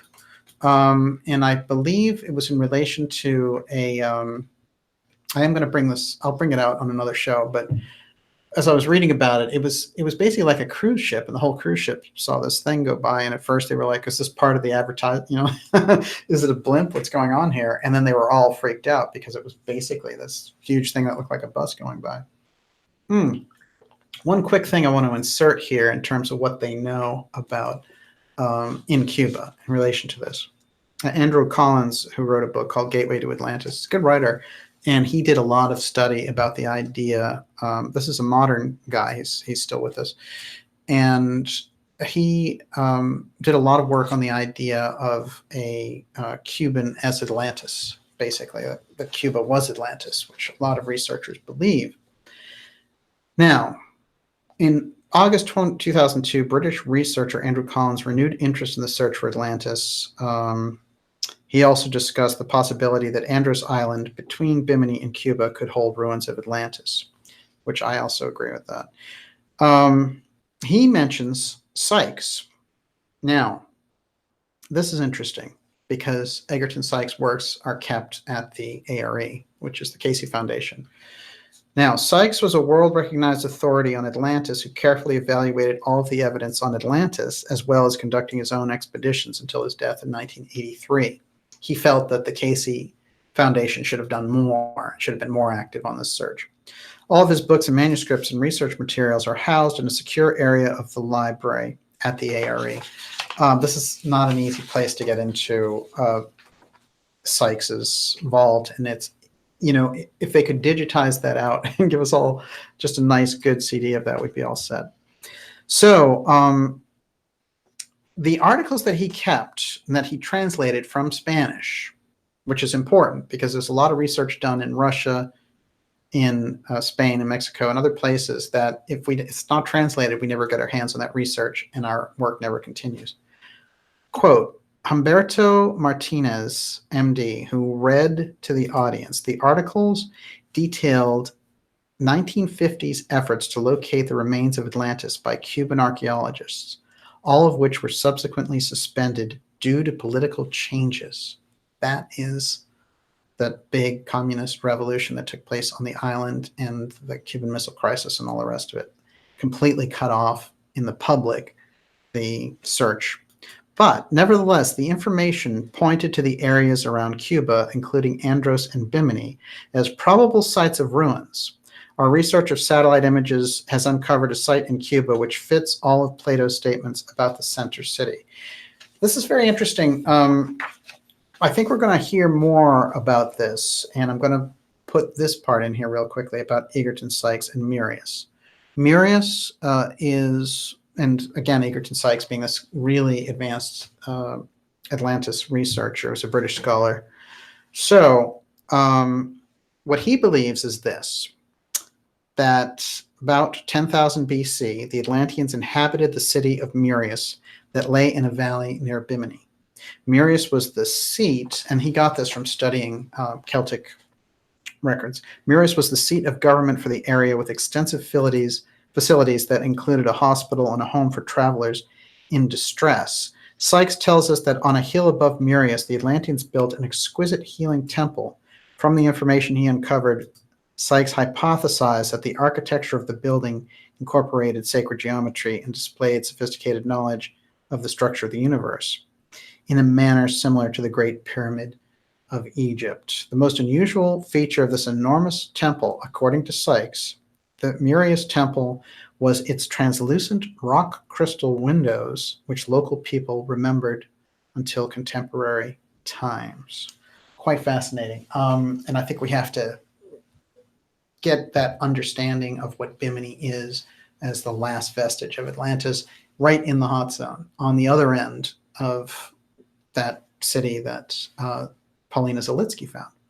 So hopefully that ties those two together. Yes. By any chance, did you check when the Bimini Road area was last above sea level? Well, this is interesting because the ruins themselves are only maybe 20 feet down. But the problem is that those sea levels changed roughly 8,000 BC. So when they find ruins and things of that nature, they have to know that they're at least 8,000 BC. In Cayce's work, it's 10,000 and 10,500 BC. That's the end of Atlantis. In Plato's version, it's about 9,600 BC. Very interesting. Wow. It's great questions tonight and a great crowd. We'll take a couple more. Okay. I want to remind everyone to go to darkjournalist.com, sign up for the newsletter. That's the way we're going to stay in touch moving forward. We have some really incredible shows coming up in relation to the Hot Zone, along with some remarkable interviews that are coming up, including Ilana Freeland on the space fence, which is coming up in the next week or two. So you don't want to miss that. And when's Joseph coming up again? Yeah, Joseph will be back on in August. And we're going to be doing really some deep explorations around the X-steganography topics. So, you know, this is really kind of the perfect time to make sure. And what happens basically with the newsletter is you'll get a newsletter once a week just telling you what shows are there with the links. And that way, if you miss your YouTube notification, then you kind of, you'll be covered anyway. A lot of people tell me that even though they sign up for notifications on YouTube, they don't get them. That's why the newsletter is so important. The newsletter is free, and so you're really, you know, you're going to be getting that information and really making sure that you're covered. And it's good, too, because the way that we announce shows is directly through that newsletter. The other thing is sign up, support the show, get behind it. We've made it very affordable. And now's the good time because this is really when the research and this kind of explosion of information is coming out. And so we appreciate all that support and all of you who do support the show. Yeah, some people were asking when we're going to do more live shows. And of course, you know, we've been talking for a while about another SSP event or something like that, some sort of conference. And you can make that possible. There's no question. These are the things going forward. And we're going to be doing more of the live events. But a lot of it, it's good when we get that support for the show because it gives us that ability to really put these things together, because the show itself takes a lot of time and energy as it is. So to have those additional resources to be able to do it makes a big difference. Right. You would not believe how much time and energy this show takes. We definitely put a lot into it. And my hat's off to Miss Olivia, because I think she does I just show up on Friday nights, so you're the one who does all the work, all the printing. So far, so good. Okay, Esoteric 369 Wall. Please ask Daniel if there was any mention of Ed Leedskalnin talking about UFOs at Coral Castle. Wow. Well, look, when you're in Coral Castle, you're heading to Key West. So it's in that strip. It's like, I think it's 30 miles out of Miami. So you're getting into what is essentially the hot zone. That case, actually the UFO case and the radar station, the way that they were showing that, it was like how Key West jets off into the ocean. There's no question that that whole area has this very important resonance. And Leedskalnin knew that. He was one of the most advanced inventors, and we never found out his secrets, but he created this remarkable coral castle, which its only reference, the only thing that we could really compare it to, is something like Stonehenge or buildings in Egypt, for example. So we really, we're getting something there. We're getting a wave and an understanding when you're dealing with Coral Castle. And he brought that in. And he said, when they asked him how it was made, because remember, he did it alone, but he said that the way that it was done was by utilizing the techniques of the ancients and what they knew about the magnetic South and North Pole. Let's think about that for real. Absolutely incredible. Yes, Miss Olivia. Okay, so Brenda Fisher, is it possible this landmass rises when Earth experiences the next magnetic pole reversal? Well, it's interesting because it was a pole shift that finally disrupted the Atlantean island. But that was just after a number of other things had taken place. There's no question with this incredible upheavals that were going on that we lost history, and we would lose the same history now. We've already witnessed a magnetic pole shift going on, even in our own century. So an actual pole shift would be disastrous, and I don't think that this culture really could handle it. So would we be, and this is a question that I talked and asked Graham Hancock about, which is, would we be reduced to hunter-gatherers all over again? And I guess the nature of the problem is yes, absolutely. So go for it. We'll take a couple more questions. Richard Humphrey, how deep are the ruins in Cuba? They're certainly deeper than Bimini. I had the stat on that. They're much deeper than Bimini. I think they're about I think there's something along 2 to 3 miles down. So they're far, far further down than Bimini. And I think that it's funny because the exact stat I don't have with me, but I do think that Paulina Zelitsky is so exacting in her work that any of the reports that she came out with relating to the ruins, that information is there. And that is a good question, though. I wanted to get this out there real briefly, which is from Hillary Hemingway's book, Hunting with Hemingway, which is all about spending time with her dad, Les Hemingway, and some of the interesting banter that took place here, just so we kind of get this idea of the land rising a little bit tighter. Okay. So it's her mother and this professor, and they're talking with her dad. Professor, my mother interrupted, you do know that Les really did build an island, don't you? Really? Cayo Ernesto. Hell no, Dad answered. That kind of crap would have turned Papa's stomach. Besides, there's only one name fit to give an island raised from the sea. What's that? The professor asked. New Atlantis, of course, Dad said, and stated that humming My Country 'Tis of Thee in the background. You actually built an island in the ocean? The professor asked. Not just an island. Williford interrupted, who's another friend who's hanging out with them. For a moment, dropping his slightly off-key humming, you're looking at the president of his own country. President, is that legal? It sure is, everything by the book, Daddy said. And now Charlie swung into Hail to the Chief. My mother said, "Charlie, please pick a key, any key at all." Daddy ignored the bantering and went on. "We raised the New Atlantis on a seamount about 6 miles off Jamaica's coast. We declared our sovereignty July 4th, 1964. Why there? The ocean depth surrounding the seamount is about 1,000 feet, but at the mount we were 25 feet from the surface, and this is most important. We were in international waters. Do you know why that's important, Professor?" "No, actually I don't. When most of us get good and fed up with the civilization, we dream of escaping to a tropical island. Am I right?" "Yes, of course, but..." Now this is Les Hemingway talking. "But there aren't any, not anymore in this day and age. Even the most remote split of land is claimed by one government or another. But if an island was to rise up in international waters, it could be claimed as a sovereign country." Let me read it again.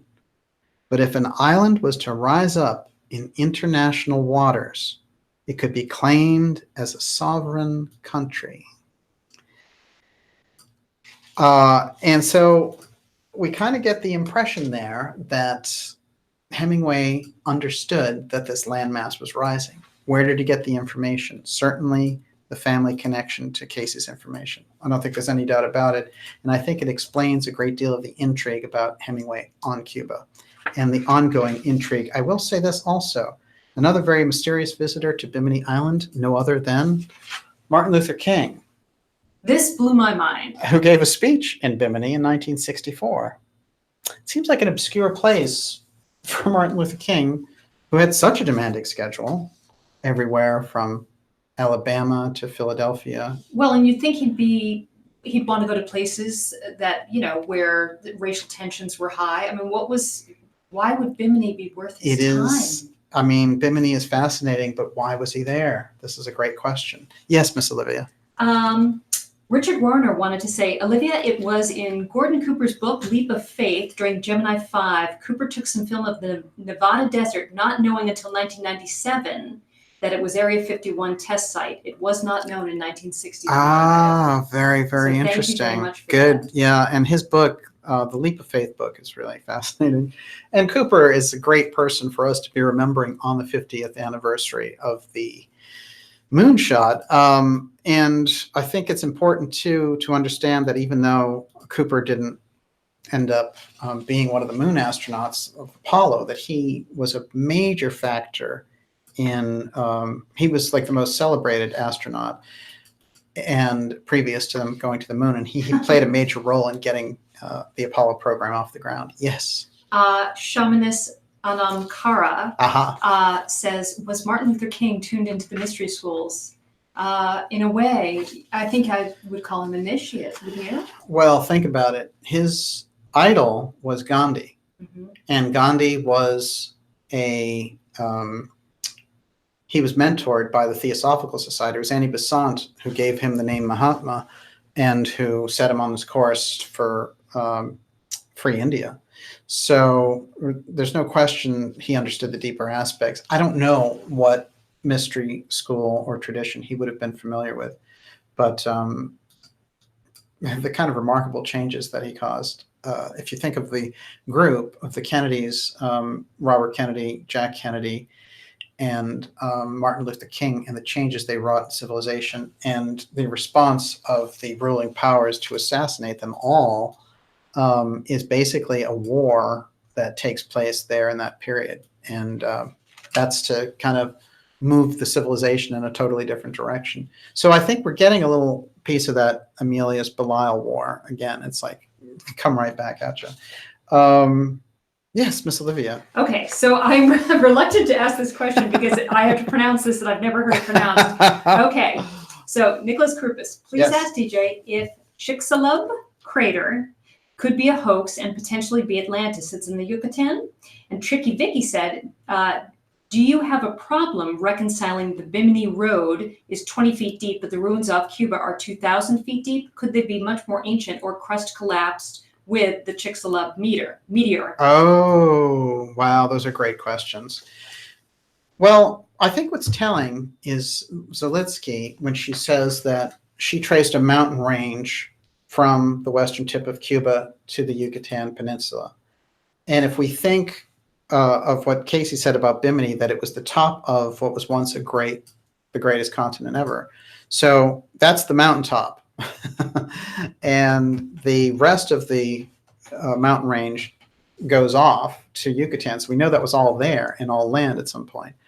I don't think there's any question about it. Now, Yucatan is where Cayce said all of the major followers in that region fled to.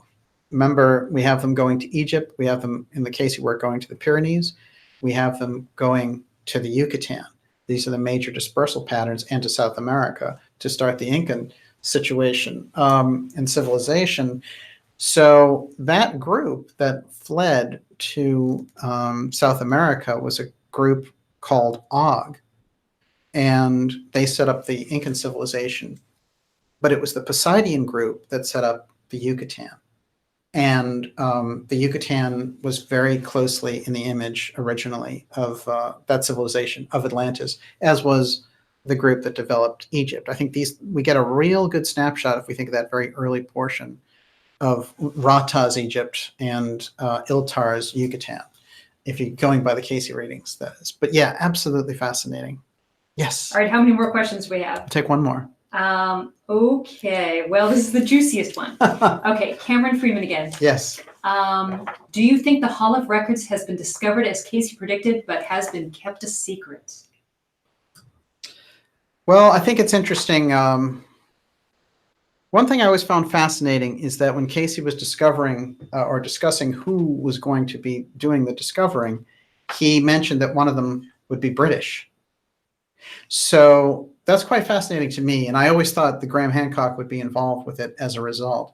However, I do feel that he also said that there are energies and sentinels set, and only an initiate may understand, and he used this kind of language.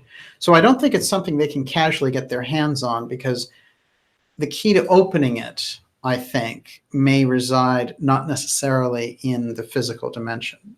But thinking of it just physically, I think they've worked really hard to get their hands on it. And I think when we look at the people around who controlled the Giza Plateau, like Zahi Hawass and people like this, they all had that relationship trying to bilk information and money out of the Cayce Foundation, who were just honestly trying to get to the answers of all this. So I can understand why somebody would think they already have that. I think that they certainly are looking for it. By the way, that is a shot overhead of Autek. And I think that's an important thing for us to keep in mind. We are going to do more shows on Autek and how it is the underwater Area 51. Just very important stuff. And wow, it's a fascinating ride. Incredible questions tonight and an incredible group, I have to say. I don't know how you kept that all straight. Well, there was a lot of printouts. This is the important material when we get into the heart and soul of the timing with the hot zone, because we're definitely in that zone right now. So it's great to have everyone out there. Do a few shout outs. I see a cult fan and Esoteric 369. So great to have you with us. CJ Raymer, just excellent. If Kate was out there, it's great to see it, Kate. Gigi, and wow, Jonathan Fries, it's great to see you too. Miss Olivia, we are definitely going live next week, but the last question of the night, as usual, goes to you. Well, before we get to that, I wanted to thank some super chatters. Okay. So Eric Ackerley, Breach123, Deborah J. Bush, Bill Gometz, Scabtree Scabby, John Osborne, Mr. Pritchard, Jessa Lynn, Kimberly T., Nicholas Krupas, and Lisa Tyler. Thank you so much. Wow. Fantastic. Really appreciate you getting behind the show. And, we're rocking and we're rolling, right? That's what it is. Liberty Thunder's out there. Did you make it through? It can't be easy, my friend.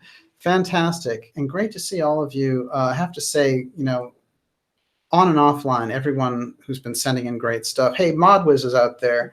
I'm waiting to see the Modwiz new video. He's got to put something new out. And definitely, I'm thinking maybe something Templar oriented. That's what I'd like to see. And we will be back with you next week. We also have some fascinating interviews coming up with Elena Freeland. We're going to be putting that out. Very interesting and fascinating work that she did. And so the last question of the evening, Miss Olivia, what's for dinner? I'm just desperately, it's so hot here under the lights. Yeah, it's I'm hot. desperate for the lemonade. That's right. I'm going to run to the fridge when the show's over. I have to say, it was something like 95 degrees here today. So the studio does not, it does not cool off very well. And, but that sounds like a really good idea, actually. And we will see you all next week. Have a fantastic weekend. And let's all remember this very interesting period of time, 50 years out when the moon landing happened. It was quite remarkable. The big question, of course, is how they shut that program off for 50 years. And, you know, there was a lot of political chicanery on the same day as the moon landing, including the Chappaquiddick incident that basically took Ted Kennedy out of the running for president after his brothers had been assassinated. So it's a remarkable piece of history, but it is our history, and it's a remarkable program and something for us to think back on, all the things that happened that got us to the moon program. If you think of the incredible mystery of the moon, the mythology of the moon, and then this idea of actually physically going there, we're definitely moving and shaking along with it. And the cosmos are very important. And I think that we're in a period where we're going to be learning things that would just astound even our most recent ancestors. So it's an exciting period, and we couldn't do it without you. So thanks so much. And we'll see you next week. Thanks, everybody. Outrageously good tonight, Olivia. Much obliged for your fantastic. A round of applause for Olivia. Oh, you deserve the applause. Oh, God, that was hard work. Not at all. Not at all. This one's for you, Liberty Thunder. I think there has to be like a sort of a tequila ending to the entire X series. I don't know what Liberty Thunder was drinking. I just know. Yes, there we go. Clap. Najat Madri, you made it. Nicely done. We'll see you next week. Wow, it's hot. Semi Hagar. Hey, he's a contactee. That's true. You could reach out to him. Unbelievable. I think I ended the broadcast, but apparently not. Good night, everyone.